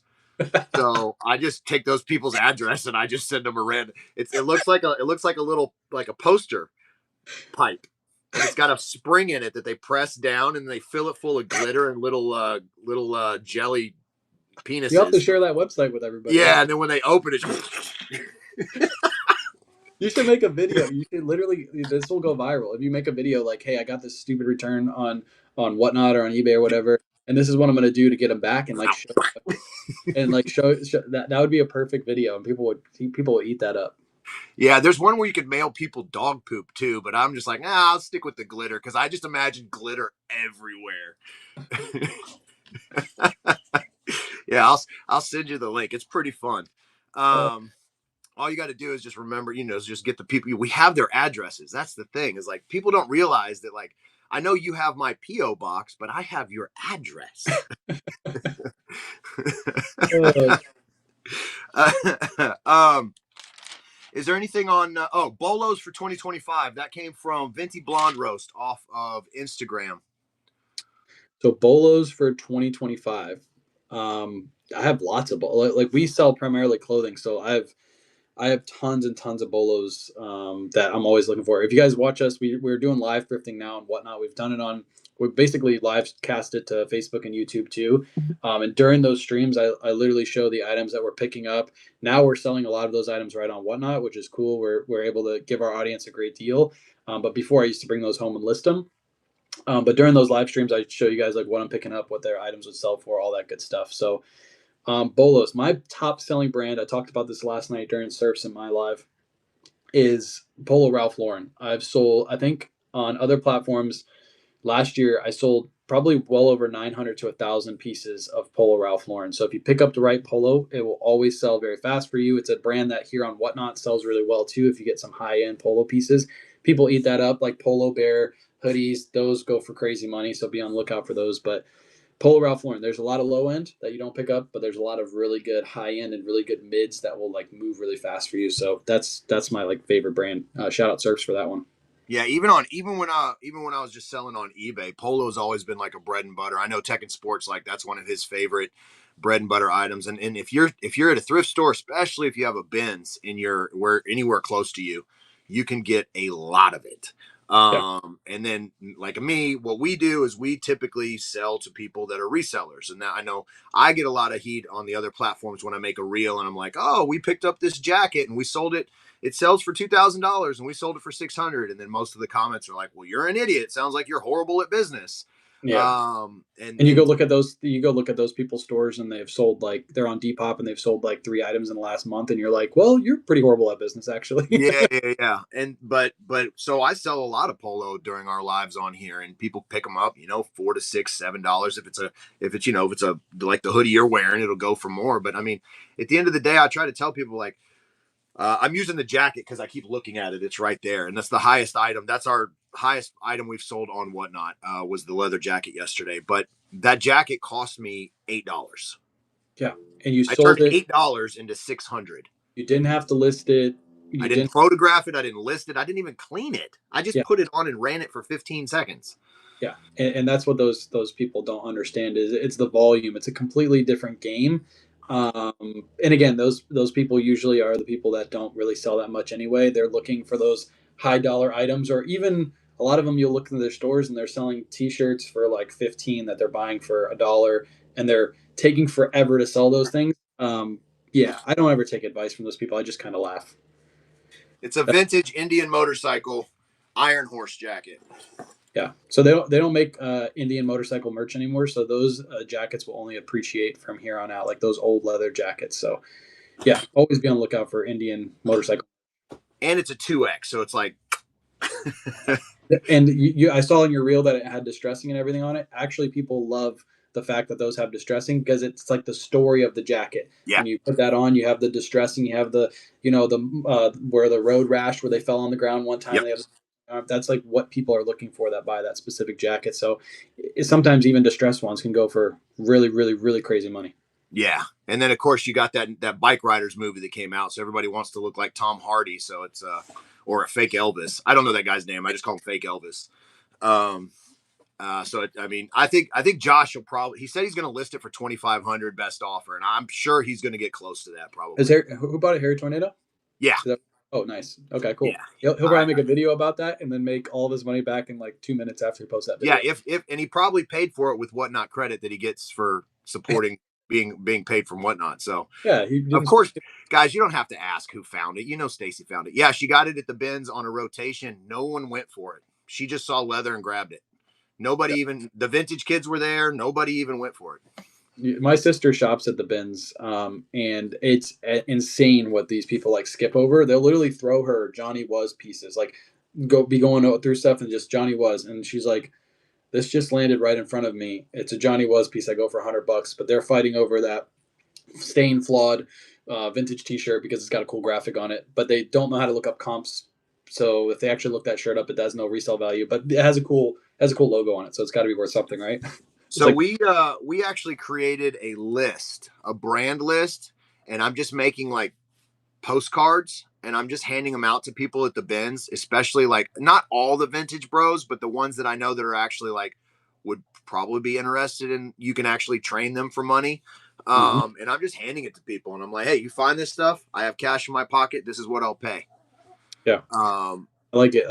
Somebody who's done that very well. Like, when it comes to like consignment and like kind of what you're doing right there, we had like the biggest consignment show on Whatnot. There was nobody really like competing directly with us. We had a couple like people on TikTok that were doing pretty good with it, but we had the biggest show and a lot of people consigned with us. Somebody's doing a really great job with that is Bo. Bo, oh I God. he's gonna either have better shows than us or similar shows to us within the next couple months because of the quality of inventory he's doing. He's a very smart guy. I had the pleasure of being on his podcast like last month, I believe it was. But yeah, he's gonna kill it, and I think it's a crazy good market to get into. Again, as long as you can get the proper money for your consigners or pay them out appropriately, like you are. But yeah, Yeah, I if think you have people source for you, you don't have to do any sourcing. It just comes right to you. Like that's exactly what you want. I have a screenshot from Bo on Instagram from March last year where he messaged me and he was like, you've inspired me. I'm going to get on Whatnot." And then I have another message from him in November where he's like, 90 days, just hit 105,000. And I'm like, dude, I didn't even hit 105,000 my first year on Whatnot. And Yeah, you just it's 90 days. So that he's right there lets me know. he's in the chat right now, and I could tell when he first started, like his average sales price was lower, and he was slowly building it up. But he understood that he's got to take that hit in the beginning to grow it. But he's also grown YouTube too, and he understood in the beginning, like you're not going to get the views that Harry Tornado's getting, but you have to grow into that spot, and that's exactly what he's doing here on Whatnot. And anybody can do what I do, what he does, what you do. Anybody can do it. It's just you have to understand there is a growth aspect to it. You're not going to go from 0 to 100. There is 0 to 1 to 2 to 3 to 4. You got to grow into that. Yep, I'm gonna tag them right now. I know everybody's in there talking, but just to make it easy, get on here unless one of my Yeah, he mods do. did like an all Lululemon show the other night. He runs brand new with tag Arcteryx. Like he understands you got to bring the best of the best of the best, not the worst of your eBay store that you can't sell. You got to bring the best of the best. For sure. Well, yeah. So like I was talking about yesterday. So right after we ended our stream, they brought out a new row, and one of the bins was completely full. I have a case of them right here, completely full of men's and women's inbox leather wallets, hand stitched leather wallets. And one of the vintage kids just grabbed a bunch of. Stacy got a crap load, and then the vintage kid grabbed a bunch of them and just brought them to us. These are like all KS leather. They got phone cases, spots in them. I got tons of them, so we'll be using these for giveaways and for selling and everything like that.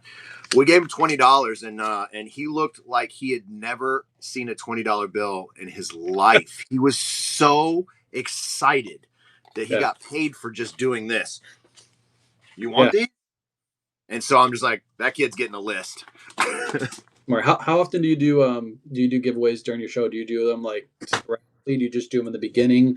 How do you do that? Usually sporadically. I usually start the show with one just to like, cause I'm usually getting everything situated cause I'm live. So I'm moving the cart to where it's better for me and moving clothes and getting everything situated. So while everybody's coming in, I just have like a small giveaway, usually just like a $5 coupon, or I have a plush that I found. People love plush. I hate plush. I know you see all my clown plush, but I like clowns. Don't worry, Gina. There's going to be a 6-foot clown. Gina sent me 2 6-foot clowns. I'm going to put one up in the background. I usually give away something in the beginning, and then if I start seeing like a lull, I'll run one just to kind of build everybody back up. Or if the chat starts slowing down, I can just throw one up real quick. And then I like to do buyer appreciation at least once a month, just because it's an easy way to promote a show. Like if I am doing a consignment and I know I got really good stuff, I'll be like, I'll tell the consigner, but hey, I'm going to include out of my pocket this item as a buyer appreciation so I can plug your show. Like I have a buddy who has a barbershop here, and he had a small little boutique at the barbershop that he sold Fred Perry's out of because he had a wholesale agreement with Fred Perry, and that has ended. And he wants to turn that space into something else. So he's like, hey, dude, I know you're doing this like reselling thing. I don't know much about what you do, but I have 1,100 Fred Perry's brand new with tags. Do you think you could do something with that? And I was like, a lot of people don't know that brand in the United States, but I know it's money. So we're going to do a test show this month with maybe like 25 to 50. I told him, give me all your large and up and see how that goes. But yeah. Fred Perry's a great brand. Really hard to find too. Like when we're out thrifting, I'll pick up Fred Perry polos for like $10. I know they'll sell for 25 to 35 pretty quick. That's pre-owned. So new with tag Fred Perry is like very good. It's an overseas brand, and they have the little logo with the looks like leaves on the front. Floral leaves. Yeah, they got real popular, unfortunately, because of the Proud Boys here in America. But yeah. So he messaged me, and I was like, I don't know, man. How many do you have? I'll just buy them all from you. He's like, I got 1,100. I was like, I can't buy all of them. But let's run some shows and see if there's some money to be made. So yeah, we're gonna do that, and I'll probably like put something as a buyer appreciation to like bring people in there. But like when we can get like a stack of wallets, like throw one of those in the giveaway. People like that stuff. You guys do. I mean, I don't think I've ever done more than 5 giveaways in a stream. We do usually like around 3 to 5. Well, I was about to give away one of the Tommy Bahama hats before you rudely didn't allow me to do it on your stream. But like those hats we got from the yellow tag clearance event at TJ Maxx and Marshalls. We paid $4 to $6 per hat. They're brand new, we purposely bought those specifically to give away. We did try to sell a couple on Whatnot, but they didn't go good. So we're just like, all right, we're just going to give them away and use them. And people love hats. You can give that, even if you're a woman, you can give that to your husband, you can give that to your kids. So it's a perfect little giveaway. We're always looking for stuff like that. We used to do buyer appreciations back in the day, but we recently started doing the rewards program. So there's no reason to offer buyer appreciation when you're already appreciating your buyers by giving them discount codes as they buy. So we introduced that. That's actually been really good for us because it allows the auctions to get run up a little bit, which makes the auctions look a lot better because people are bidding up, but really some of those people are getting discounted goods, and most people don't understand that when it comes to rewards. So that's been helping us out. And then another question. I know this is your podcast, but I like asking questions too. What You're about smarter than me, so this is perfect. about the new seller rewards program? I forget what it's called, but like once you hit under 50,000 in sales, you get the little badge on your little name, and then you get a discount in It's like the Fred fees. Perry logo. Yeah, exactly. It kind of looks like that. The Premier Shop. Yes. How do you feel about that? So I was Premier for 72 hours. Apparently it was a mistake on Whatnot. First of all, guys, I'm giving away K-Way's Tommy Bahama hat right now. Just getting the giveaway. I'll just send you the label after. Yeah, that works. Yeah. That works. So get in the giveaway. It looks great. I don't know what it looks like. There you go. Look at that. Brand new Tommy Bahama hat from K-Way and me. Finally, you let me give away something on your stream. I Asshole. mean, I can't just have guests on my show giving it away. I'm always the one. You have to have some morals. No. I don't know how I feel about the premiere because I would be Premier except for the one thing which I'm changing as effective as tomorrow, which I'm on the fence about, because if you watch any of my streams and if Pam's still here, she's going to be like, I have always been not against, because it works for people and I'm starting it officially tomorrow.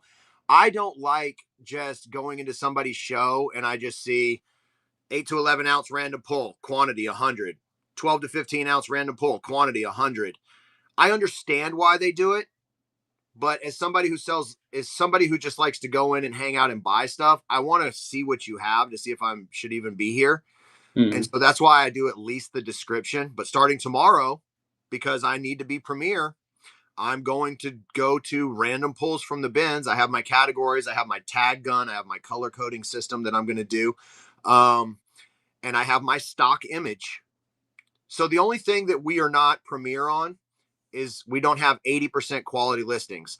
And so I just asked them, I was like, hey, putting a random photo of my logo on all of my items and then putting condition used, and then it just says random pull with the weight, how is that Premier? Yeah. And they're like, it works for now. And I'm like, say no more. Yeah.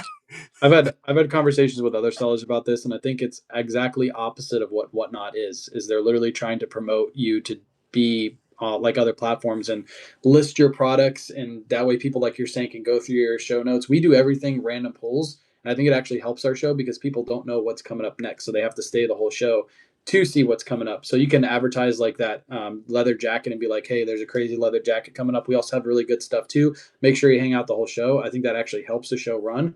But yeah, it's opposite. We don't have it either. We've hit 50,000 in sales in the last 90 days, and I was pumped. I was like, let's go. I'm about to hit it. We hit it on a show. I went to go look, and I'm like, wait, I don't have the quality listings. Like, what do you mean? I list all my items we sell. We don't have any crazy returns. Like, doesn't make any sense. And now we've started doing the same thing, putting a random photo. Like when we did the shoe show, I just took a photo of the shoes on the rack and put that as my listing photo, and it's literally crazy that just adding a photo to your listing will make you Premier or not, especially if you're not putting the exact photo of the item. Yeah. So I think Whatnot needs to readjust that and rethink that whole thing, because that makes no sense. Now, it is only 10% off your fees, which is 10% off 8%, which is 7.2% fees. But that savings is a savings that I'd like to have because I think I've given quality service here on Whatnot. Yeah. So I think it's something that they need to rethink. I'm pretty sure it has something to do with Google search and something like that. They're trying to, be able to. Yeah, because they are with Google now. Yeah, so that's the whole reason why they're doing it, is because they need a photo on the listing. But if they want to push a listing that says random pull 10 ounces with a photo on it, nobody from Google is going to come over and get that anyway. So it makes no sense. Yeah, see, and just like that. So Bugs is one of my top 10 buyers. And she said, "You lose me most days if I can't see what you're selling." Because she works while she does a bunch of pre-bids. 100%. And so here's my only thing that I can say, Bugs. I'm talking directly to you right now, Bugs. I know what you buy. I only have to have 80% of my listings be perfect. Yeah. So certain things, I'm just going to enter them. Like I'm not going to like lots. When I do my lots, I'm not creating a quality listing for that. It's going to be on the fly. It's going to say what it Well, is. So you could add your listings and just put your random photo in the front, and that would be a quality listing. You can still do the same thing. You just put a photo in the front. yeah, Now, true. so you can literally load the show the exact same way. You just have to put that stupid photo in. Yeah. And it's Brittany Biatch winning the Tommy Bahama hat. One of the funniest names on whatnot. So funny. But yeah, I and see Growlberry is my number one customer, and I'll just tell everybody that's my number one customer. So likes to for inventory purposes. Yeah. So Pam, I saw you say that you like to do it because you can sell more items. And here's my question to Pam. So Pam again does what we do, but she'll do like 6-hour live stream. How long is it taking you to do shipping with the random pulls? I'll ask you too because you do random pulls. So I can do 150 items sold in 2 hours. Yeah. My Yeah. shipping is on point. It doesn't take me more than 2 hours to do shipping. So when we don't, I'm talking specifically when we sell here. When we're at the store, we put all the titles in like how you do. We type them all out so that way they can see what the title is when we run in the item. We're also showing the item too. But when we're running from the house, we're doing the same thing, like I said earlier, where we're putting the number placards in the front. So when we pull our orders, we're just looking for this number. We're not even looking at the actual like name of it. It always says random pull. So pulling orders, like if we have a rack of 70 items, for me and Kayla to ship that out might take us 30 minutes to ship out that whole thing because I'm just sitting here at the computer printing out labels. She's folding up the orders. I'm saying number 18 and number 22. She goes to the rack, grabs number 18, number 22, ships the item, packages it up, and then I throw the label on it and I give her two more numbers. So every minute she's going back there and grabbing more orders. So that's the way we do it efficiently from the house. Now, if you're doing it from the bins, obviously you can't put number placards on your item. So you'd have to have some other system. I'm curious to see how you do it to make it like efficient because well you put the names in, but if you do random pulls, you'll have to like put a number or something on it to keep it in order because you Yeah, you won't. can't do stickers. I tried stickers once at the bins. By the time I got home from moving them to the cart to the car to the house, they'd fallen off, and I spent like 8 hours on video receipts, and I wanted to kill myself. And I was like, never again.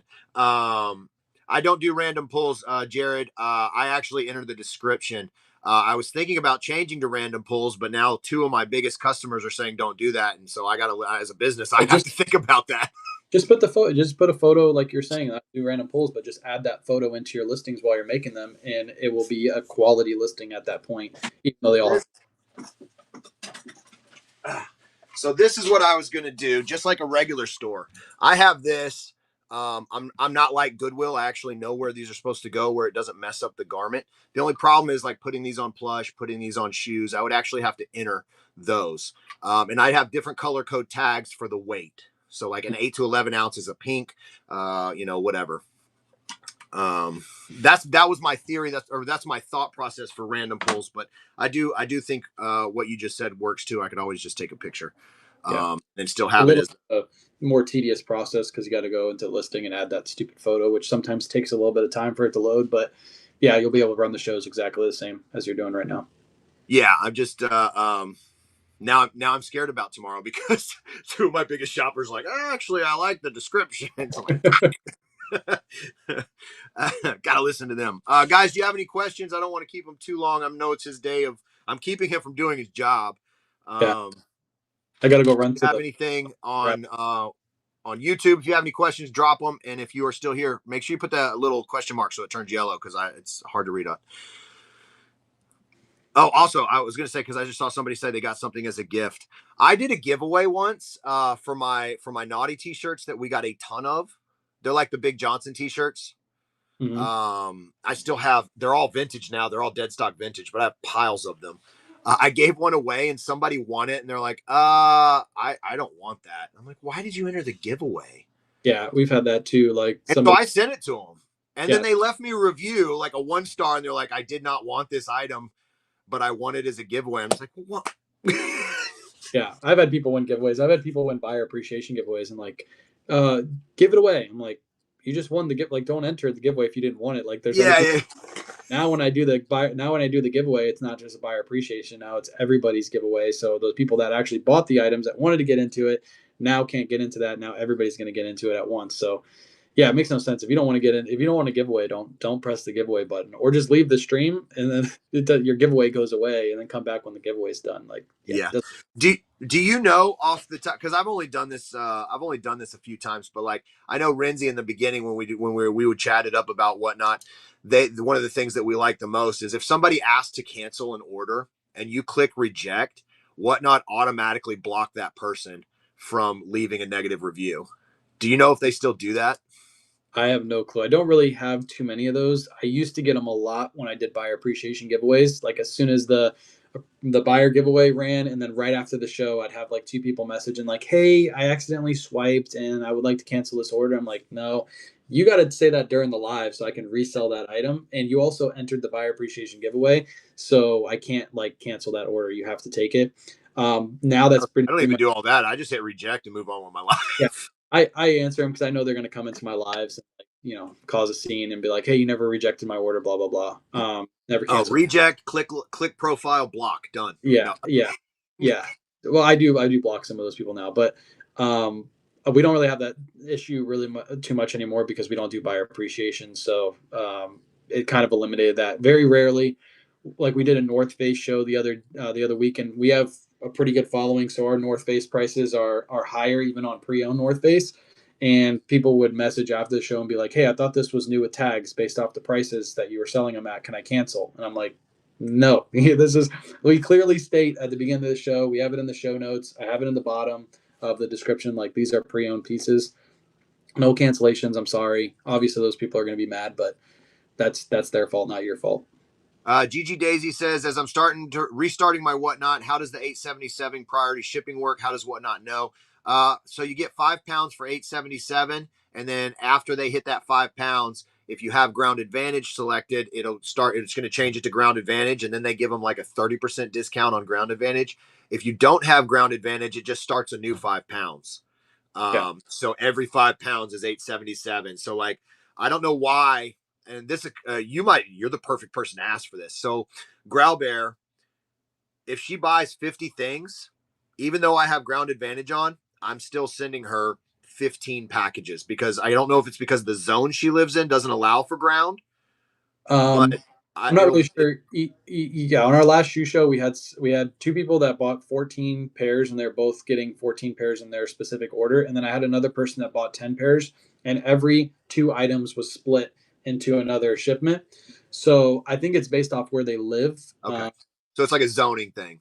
Yeah, it's got to be, or it's something within their settings, but I don't even know if there's a setting to set that to get individual package. I think it's just based off where they live. Because I always feel bad because I'm like, oh God, their post delivery person is gonna be like, again, because it's like Yes. 15 packages every time. It's the 12 by 12 by 8, so it's just like a stack. Yes. Also, Sweet. on YouTube, guys, I do have YouTube comments on, so I can see you guys. So Jared, Bobby, I see you guys on there. So don't they're apologizing. I can see you. You should be on whatnot though. So make sure there's like a QR. Click on it, sign up, and then follow Kway and me. But I want the credit. You can use his link to sign up to sell. No, don't do that. I want the $100 too. Um, so that's that on that. Is there a specific person, place to learn all about running lives on Whatnot Best? Now, it's my stream, so I'm going to tell you that I have really great tip videos on YouTube. I don't make a lot of videos, but all the videos that I make on YouTube are about Whatnot. I don't talk about any other platform. It's a very small niche on YouTube. Most people that are resellers on YouTube hate Whatnot. I don't know why. But I think over the next few years, as Whatnot continues to grow, the Whatnot space on YouTube, there's going to be more people creating content. So right now, I'm the top guy. So go watch my videos. Yep, that's the way to do it. Somebody asked about Sweetie, if you have Ground Advantage, can you still use Priority Mail? No, Ground Advantage labels are specifically for Ground Advantage packages. You can only use Priority Mail labels on the white Priority Mail packages, or you can use them on your own product, but you cannot use ground labels on a Priority Mail box that's coming from an ex-mailman. Your items will be either sent back to you, or there will be a charge to your buyer, or Whatnot will get the charge directly, and you don't want Whatnot getting mad at you. So depending on how they have that set up with the post office, I'm assuming Whatnot just takes all those hits and they just let the package go through.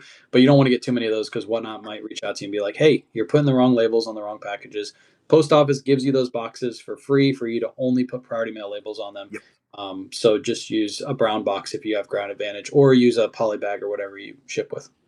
What do you do when a seller won't give you your item and won't give you your money back? You need to get Whatnot involved 100%. That's just what you do. Just get Whatnot involved. They'll handle it on there. And usually what they're going to do is they're going to issue the refund to you, and then they'll deal with the seller on that part. They're going to investigate why they haven't sent it to them, but they're going to take care of you on your end.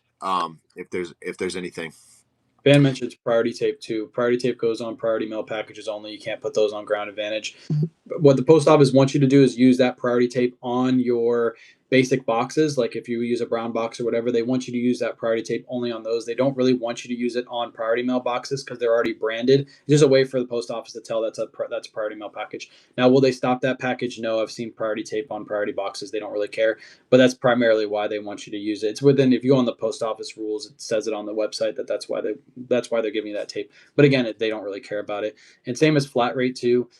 Technically, you're not supposed to use flat rate packaging on regular Whatnot labels. So if you sell something Priority Mail, you're not really supposed to put that label on a flat rate package because that's a flat rate box. Like Whatnot charges you that flat rate shipping for that.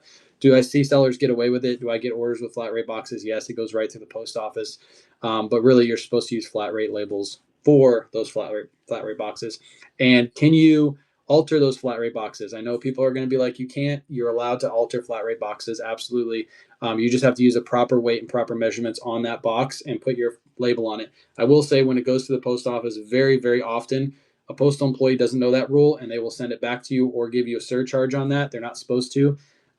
So I wouldn't suggest doing that because a lot of the post office employees are new employees that don't understand that rule. But yes, it says it on the website. You're allowed to alter those boxes. You can also use regular Priority Mail weight labels on those boxes, but again, you have to use the proper weight, proper measurements, and all that stuff. So all Correct. those office. Also, I see people talking about where do I get priority tape. USPS priority tape is like gold. It's like the holy grail. They don't just give that out. You can't go to their website. It's not in their free supplies. It is very hard to come by. I got one case of it one time because I made friends with somebody at the post office, but they do not like to give it out for free. You have to call USPS the line, and you have to get into an agent that knows what they're doing, and you can Correct. order through the call. You can't order it on the website. You have to Yeah. literally get it. So that's what I'm actually in the process of trying to do that and just being like, hey, look, you can pull up my account. I'm ordering 1,000 boxes from you every 2 weeks. I would really like some tape. I ship priority. I need tape. Hopefully, that's what my postmaster told me to do. Same thing you just said. So I'm hoping that I could do that because that'll cut down on my tape budget as well. Yeah, most post offices don't have a huge supply of that anyway. The one I worked at had maybe like a box or two laying around, and they very rarely order it because they very rarely give it out. So sometimes you go to the post office and ask for it, and they just won't have it. They'll be like, "Sorry, we don't have it. You have to go down the street to the next post office to get it." But just use your own tape. Tape is pretty cheap, so I did get it. It's free, but you don't have to get free tape. Yeah, and I have no affiliation with anybody for supplies. If you do, you can give a shout out. But I just buy my tape on Amazon, 36 rolls. It's like $32. It's the cheapest I've ever found, and it's sticky. It works. I've used people's tape and it doesn't work or it falls off. And I don't know if that's because I live in Texas and it's humid and the tape falls off or whatever. But Amazon's never steered me wrong as far as the 36 count tape. Yeah. Well, if you link it, you actually are affiliated with it. You can figure that out. I can help you with that because I have all mine in my link tree, and if somebody buys the tape from Amazon, I get a little kickback for it. So you should have that in your link tree too. So that way you can send them there. It doesn't cost them any more, and they can buy it, and you get a little kickback. Look at that. Look at that. Are you part of the Whatnot affiliate program? I can't because you have to link a Facebook and I don't have a Facebook. Yeah, I am. Yes, I have quite a few affiliates from my social. No, I mean, have you seen like you can sign up to be a Whatnot affiliate where you get 3.5% on it's the same thing as Amazon. You get 3.5% if they use your code. um, But for I still have 48 hours after they click on it. I still have the old code, so I don't have the new code. That's one of the newer codes where it's like you get a percentage back. From what I understand, it was not 48 hours. They maybe they changed it, but from what I heard, they were changing it to life. So you get per month, you get a max of like $150 per user, and you get percentage from their buys, basically like an affiliate.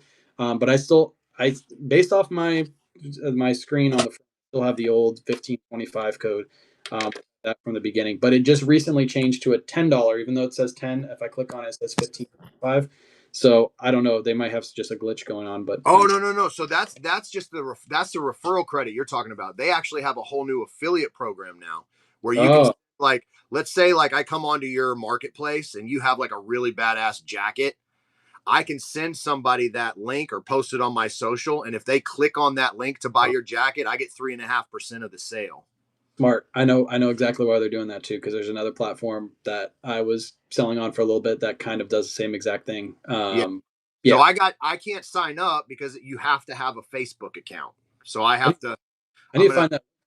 I got to find that link because that's yeah. If you find cheap stuff and you're like, hey, you guys can resell this, go buy it really quick. Yeah. You and on that, it's you could make good money just doing that all day. Yeah, so I'm gonna steal Stacy's Facebook and sign up for the affiliate just so I can get because what I'm just gonna start putting it on my Instagram stories because all I do is really promote whatnot anyway. So I'm just like, yo, KWay's got some sick shit, go buy it, and then click I on the told you link. you need to make a Facebook. People sleep on Facebook. I just hit 180,000 followers on Facebook. That's where most of my affiliates come from is Facebook. There's such I a have a Facebook page. I just it's controlled by Stacy, and I just send her stuff to post on it. so okay. I'll have to look into it because they should still allow you to just hook up your Facebook page specifically. Because like when I multicast to my page and not my actual Facebook account. It just goes right to my page. So as long as you have that page, you should be able to do that. But yeah, people sleep on Facebook. I have a video right now that has 235,000 views, and it was from live selling at the thrift store. And I wrote in the comments, if you're new and you've never been on Whatnot before, type auction down in the comments, and I'll send you a link for free $15. If you go to that video, I probably have 200 to 300 comments where I've just sent out $15 credits to those people over and over and over again. And on Facebook, all those links are clickable, so they just click that link, they get their 15, and then I get the affiliate link for that. So I've connected my Facebook page to my Instagram. So when I post a reel, does it post as a reel on the page, or does it just post it as a post of the reel? So Facebook and YouTube, or Facebook and Instagram, both have reels. They're both called the same exact thing. So what it will do is it'll just post the same exact reel to Instagram or to Facebook, and it'll say posted from Instagram in the very top of it, so that people know it got posted from Instagram. But it's just a video on Facebook, so it works exactly the same way. If they click on that, not going to your Instagram, they're still on Facebook. Okay. So it's still basically doing the same thing. So I've at least got that connected right. Yeah, you got that connected right. Okay, cool. Like I said, if people comment on those videos, you can send them links and it's clickable. Where on Instagram you can't send them clickable links. So Yeah. that's why Facebook is so good. I can post a photo post today and say who wants free $15 credit to Whatnot, and I can have people comment and I can just send them. And if people don't understand what the Whatnot affiliate program is you give $15 credit, and right now I have it where I get $25 cash for every single person that I sign up. So it's just like it's the craziest affiliate program I've ever come across. I think eventually it will end. Obviously, they're starting to phase it out, I think, but the potential is crazy. If you get a viral video going and Yep. you said, "Hey, you want $15 for free?" People are gonna be like, "I want $15 for free," and you just made $25 for giving somebody $15. It's so good. It's so smart of Whatnot to do that. Yeah. No. I again, I got my face. Guys, Flip the World has a Facebook page. Go find it. It's go do that thing that you're supposed to do. I don't. What do you follow? Oh, do you thumbs up it? I don't know what you do on Facebook. I'm old. I don't. I'm. Hey, we have a Oh, the go squirrels are in the building. What up, Renzi? that. Um. So they have the 15.5. Yeah, that's the basic one. If you have a somewhat of a following on other platforms, you can ask for the bigger one. They usually reach out to you to get that. Obviously, we had a bigger following on TikTok and Facebook and Instagram, so we were able to get that pretty much right away. Um, I haven't said my numbers publicly, but I will because I don't care because I want to inspire some people to do this. I have over 2,500 signups on Whatnot for my affiliate. I think it's what I said to you. It's like 2,700 or something like that. It's a crazy amount, and that's all from socials. Now, all those people haven't bought something, so I haven't got the credit. They have to buy something for me to get that credit, but it is a substantial number that I have, and That's that's awesome.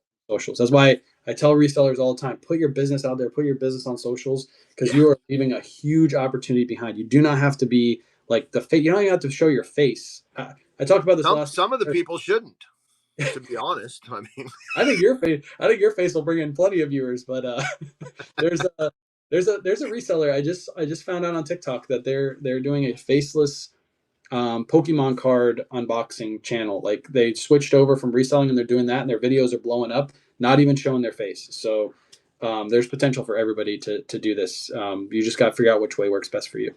yeah. Well, I mean, I'm trying to get into the social spaces, man, because I mean, no offense to anyone else that's been doing it for a while, but I think I am just better than a lot of people that are making way too much money on these social platforms. I'm like, dude, I'm funnier, I'm more entertaining, I'm smarter. How are they making all this money? And it's because they're doing it, and I'm not. Yeah, So, yeah. shout out to them. You know. My biggest advice is watch what other people are doing that are successful at what they're doing and try to make your content similar to them, but not exact. Yeah. A lot of the videos that I see resellers start out with is they're just sitting in front of the camera like, hi guys, I sold 3 items today on eBay. Let me show you what sold today on eBay. Nobody, like people swipe off that screen. You got to be in the store, like going to find the item. You're like, damn, I can't believe I just found this at the thrift store, grabbing the item and showing it. Like show your face all surprised. Like that's what people want to watch. They want to see, they want to be entertained. Like you don't watch TV shows to have somebody just sit there in front of the screen and like, hi guys, welcome to my show. Like that will never perform good. So just watch what other people are doing and try to imitate it as best as you can. Yeah, what I've been doing, and I did it on Whatnot for like the last 2 months for my instead of a picture upload, I would do a video, and the video was just people digging at the bins, and then I just had incorrect math because most of the stuff that I was making, especially when I was making reels, is just going off of people love to jump on people and tell them that they're wrong. So I was doing a lot of that. I'd be like, oh man, if you find 40 things a day and sell them for $20, that's $1.2 million a year. And then I would just have people pop into my show and be like, hey, your math is wrong. And I'm like, yeah, but you're here. Check out this shirt I'm selling. Yeah, Um, crazy. It's like people love to like prove the person wrong. It's just negativity. It's like those yeah, people. so that's what I'm trying to feed off of with Yeah, my reels and my videos is like, come tell me I'm stupid.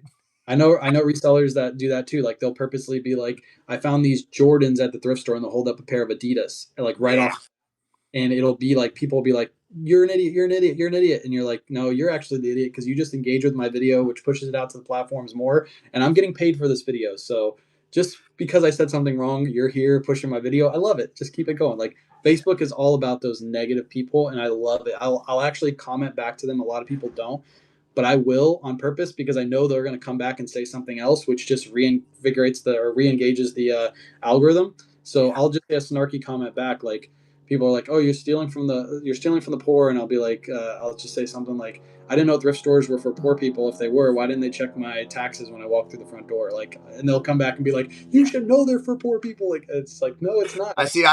I do the same thing. So that's why when you're like, oh, you should get on Facebook, you're gonna have a blast with the trolls. I'm just like, dude, I already do that because what people would be like, you're stealing from the poor, and I'm just like, the poor people suck anyway, and they're like, Yeah. oh my god, like, poor people are gross. Ugh.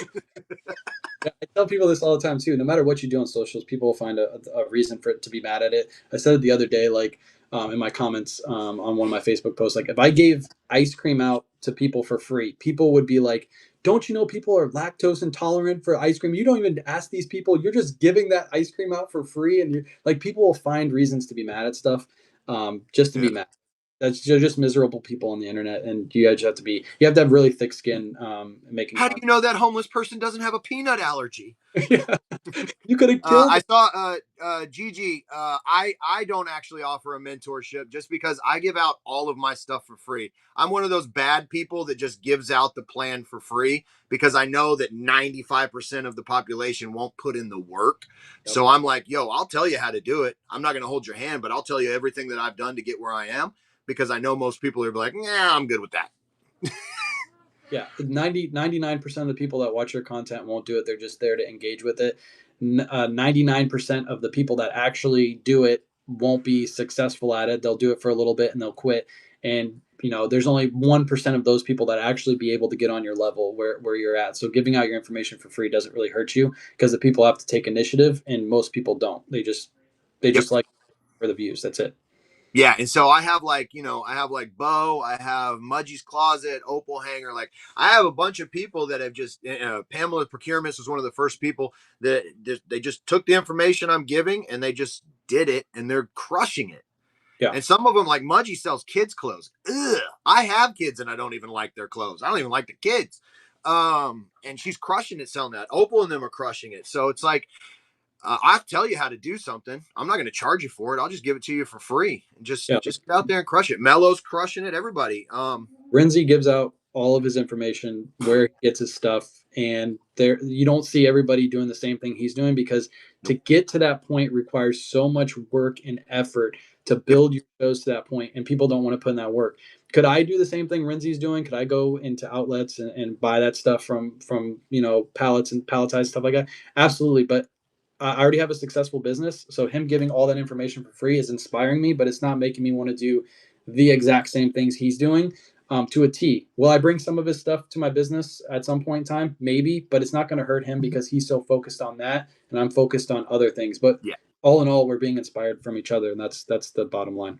That's the main thing that I can tell people that are getting into reselling or that are in reselling still and they're maybe not where they want to be, is I have like narrowed down. And of course, I know a lot of people in the reseller space, but there's people that I actually speak with, I engage with, I have their cell phone numbers, we chat, and those are like my TED Talk people. Whenever I have an idea, I need to bounce it off. I'm like, okay, well, who's kind of in the same space that I can bounce off? Oh, well, let me ask Renzi, or let me ask Wayne, let me ask Harry, let me ask Knobloch. Like I have people that I can bounce off because we've created that thing where they're in the same space, they have the same goals, same ideas. I'm not going to tell somebody that's like 2 days into reselling, like, hey man, I got this great idea, because they're gonna be like, I don't even know how to check comps. So I have like my TED Talk group. But yeah, like you said, like Renzi and them, completely different side of reselling, doing something completely different than what we do.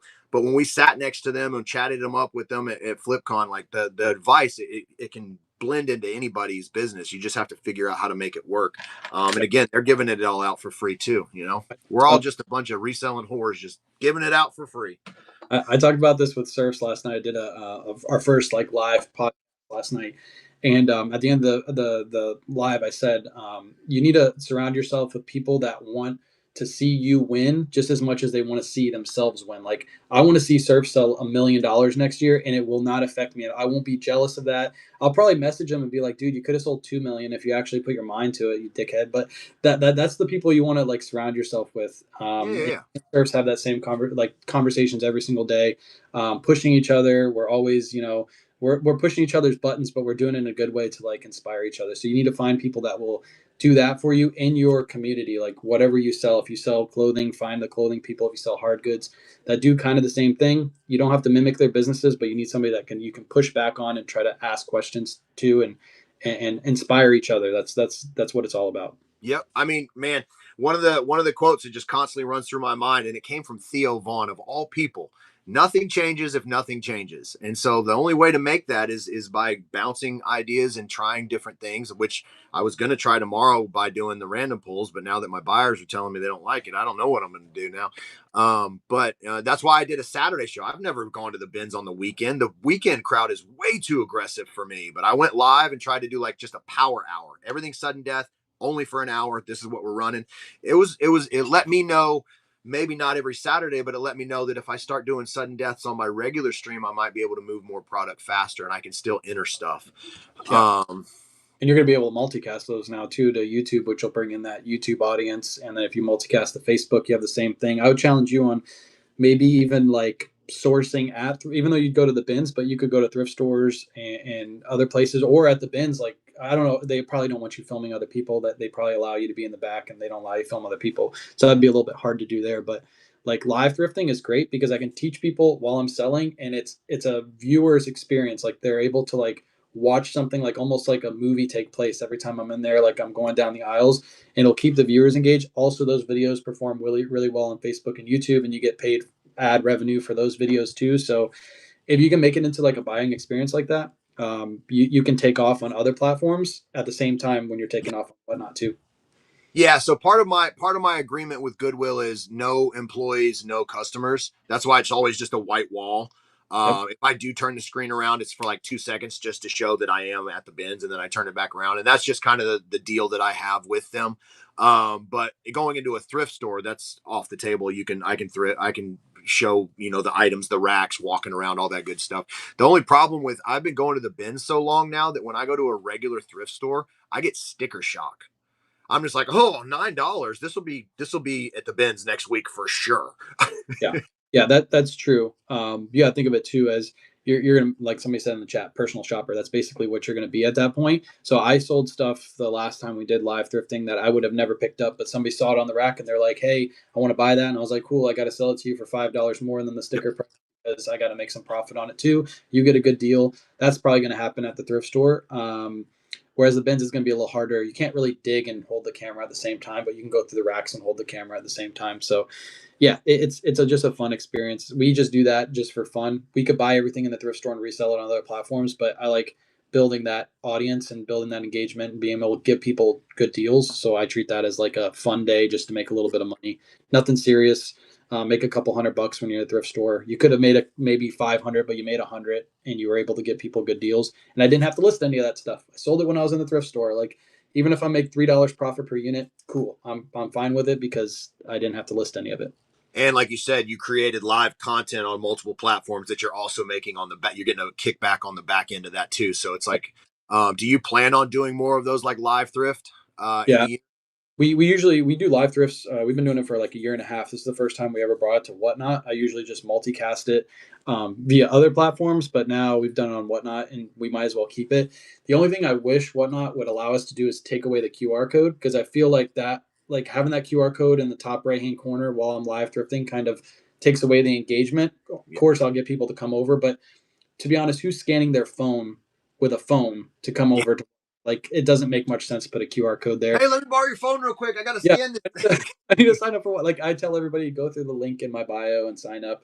Yeah. So yeah, I wish they would just allow the creator to take that away because that would allow them to just view the experience, view me running the items and stuff like that. And they'll see the auction at the bottom when they're on Facebook, and they'll see the auction going up, and they'll be like, "What's happening?" And I'll tell them like, "Come over to Whatnot. You can buy from us here." So yeah, Yeah. I just wish they would do that. Carl Laz, you should be able to find the tax information in your analytics. You'll have to get on a computer, but you can pull it up and you should be able to find your tax stuff. Now, remember, your tax, the 1099 is going to come from PayPal. It's not going to come from Whatnot, but you should be able to pull up your analytics and those downloads on there for whatever you're trying to do tax wise. I personally, do you like the idea of co-hosting? I personally don't, and the only reason I say that is because it splits the screen in half, and I can't show. I feel like I'm in a smaller space to show you the product. Yeah. Also, I get lost in the sauce of engaging with the host and the chat. I'm very simple minded, so I see people crush it. I know Faded does amazing shows where they do that, but I'm limited to this much space to show you an item, and so it messes it up for me. Yeah, I like.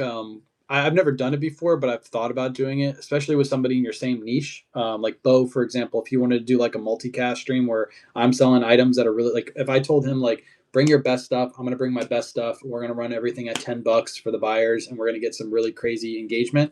Like that could work, but don't go to somebody who's selling shoes and then you're selling clothing and trying to sell the two different things. I don't know if that would work as well, but I'm open to try it here in this year because I've never done it before. You hear that, guys? He's a swinger. Um, so we already talked about the teams thing. My take on the teams thing is it's basically Whatnot's way of making people do consignment live. That way, Whatnot gets a kickback, and then the seller gets a kickback, and then the person streaming also gets a little piece of the following and stuff like that. So it's a way that everybody gets it. I probably wouldn't do teams because basically, I don't know. Basically, you're prostituting off somebody that hopefully has a bigger following. You're getting their eyes on your product, getting their followers, things like that. You also have to be Um, careful if you're the one doing that because you don't want to bring somebody on your platform that's not going to be professional, to do what you want them to do on your live to potentially get you banned or get you in trouble. So you have to vet those people very, very well. Otherwise, you could lose your whole account based off yeah, something somebody says.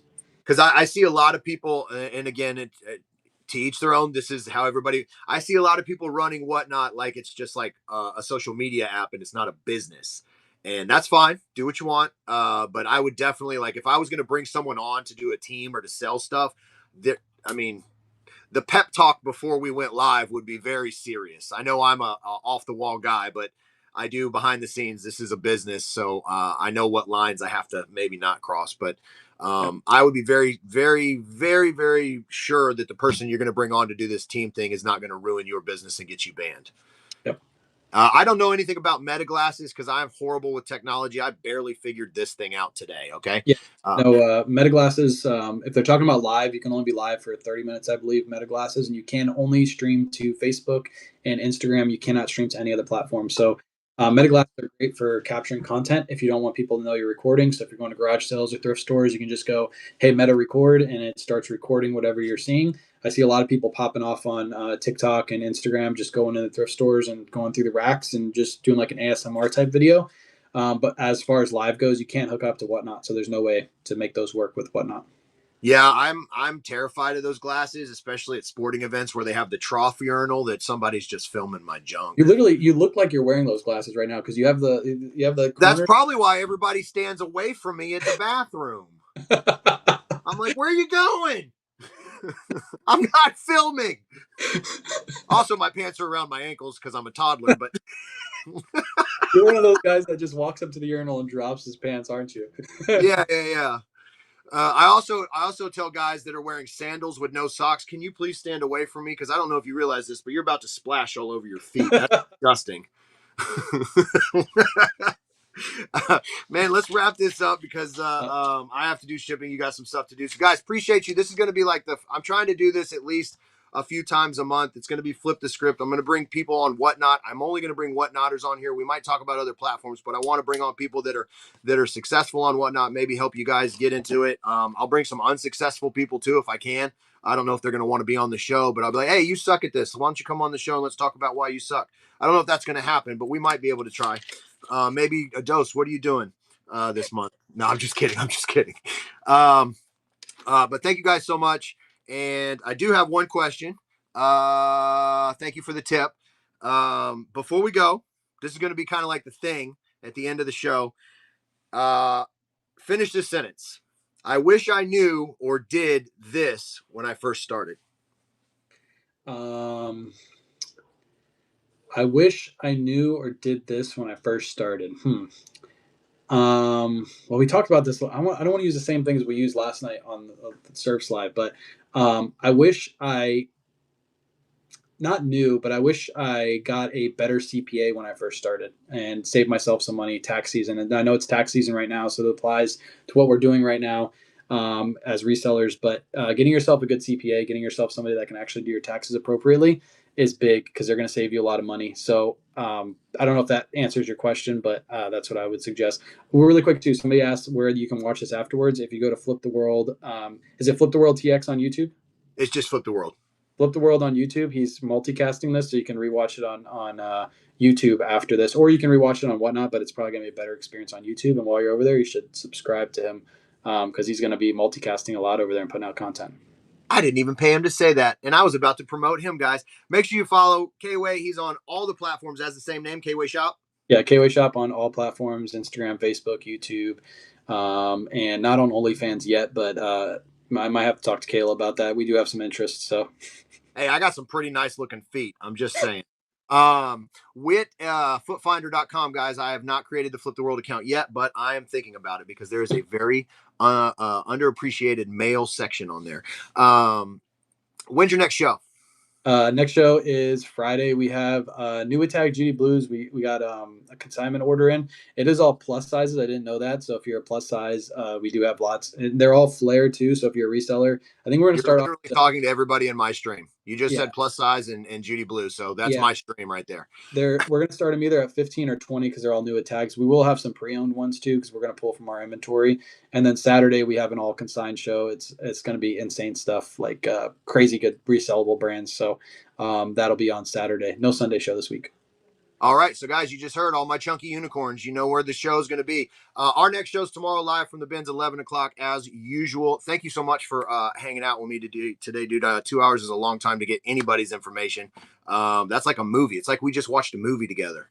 Yeah, I appreciate it. I appreciate it. I think it's a great idea what you're doing over here. I've had ideas about doing this a long time ago, and I never did it. And it's really smart to come over here and do this kind of live on Whatnot, bringing over your viewers, just teaching them everything you know, and using other people's knowledge and teaching them too. And I like what you're doing. You've inspired me to live from thrift stores.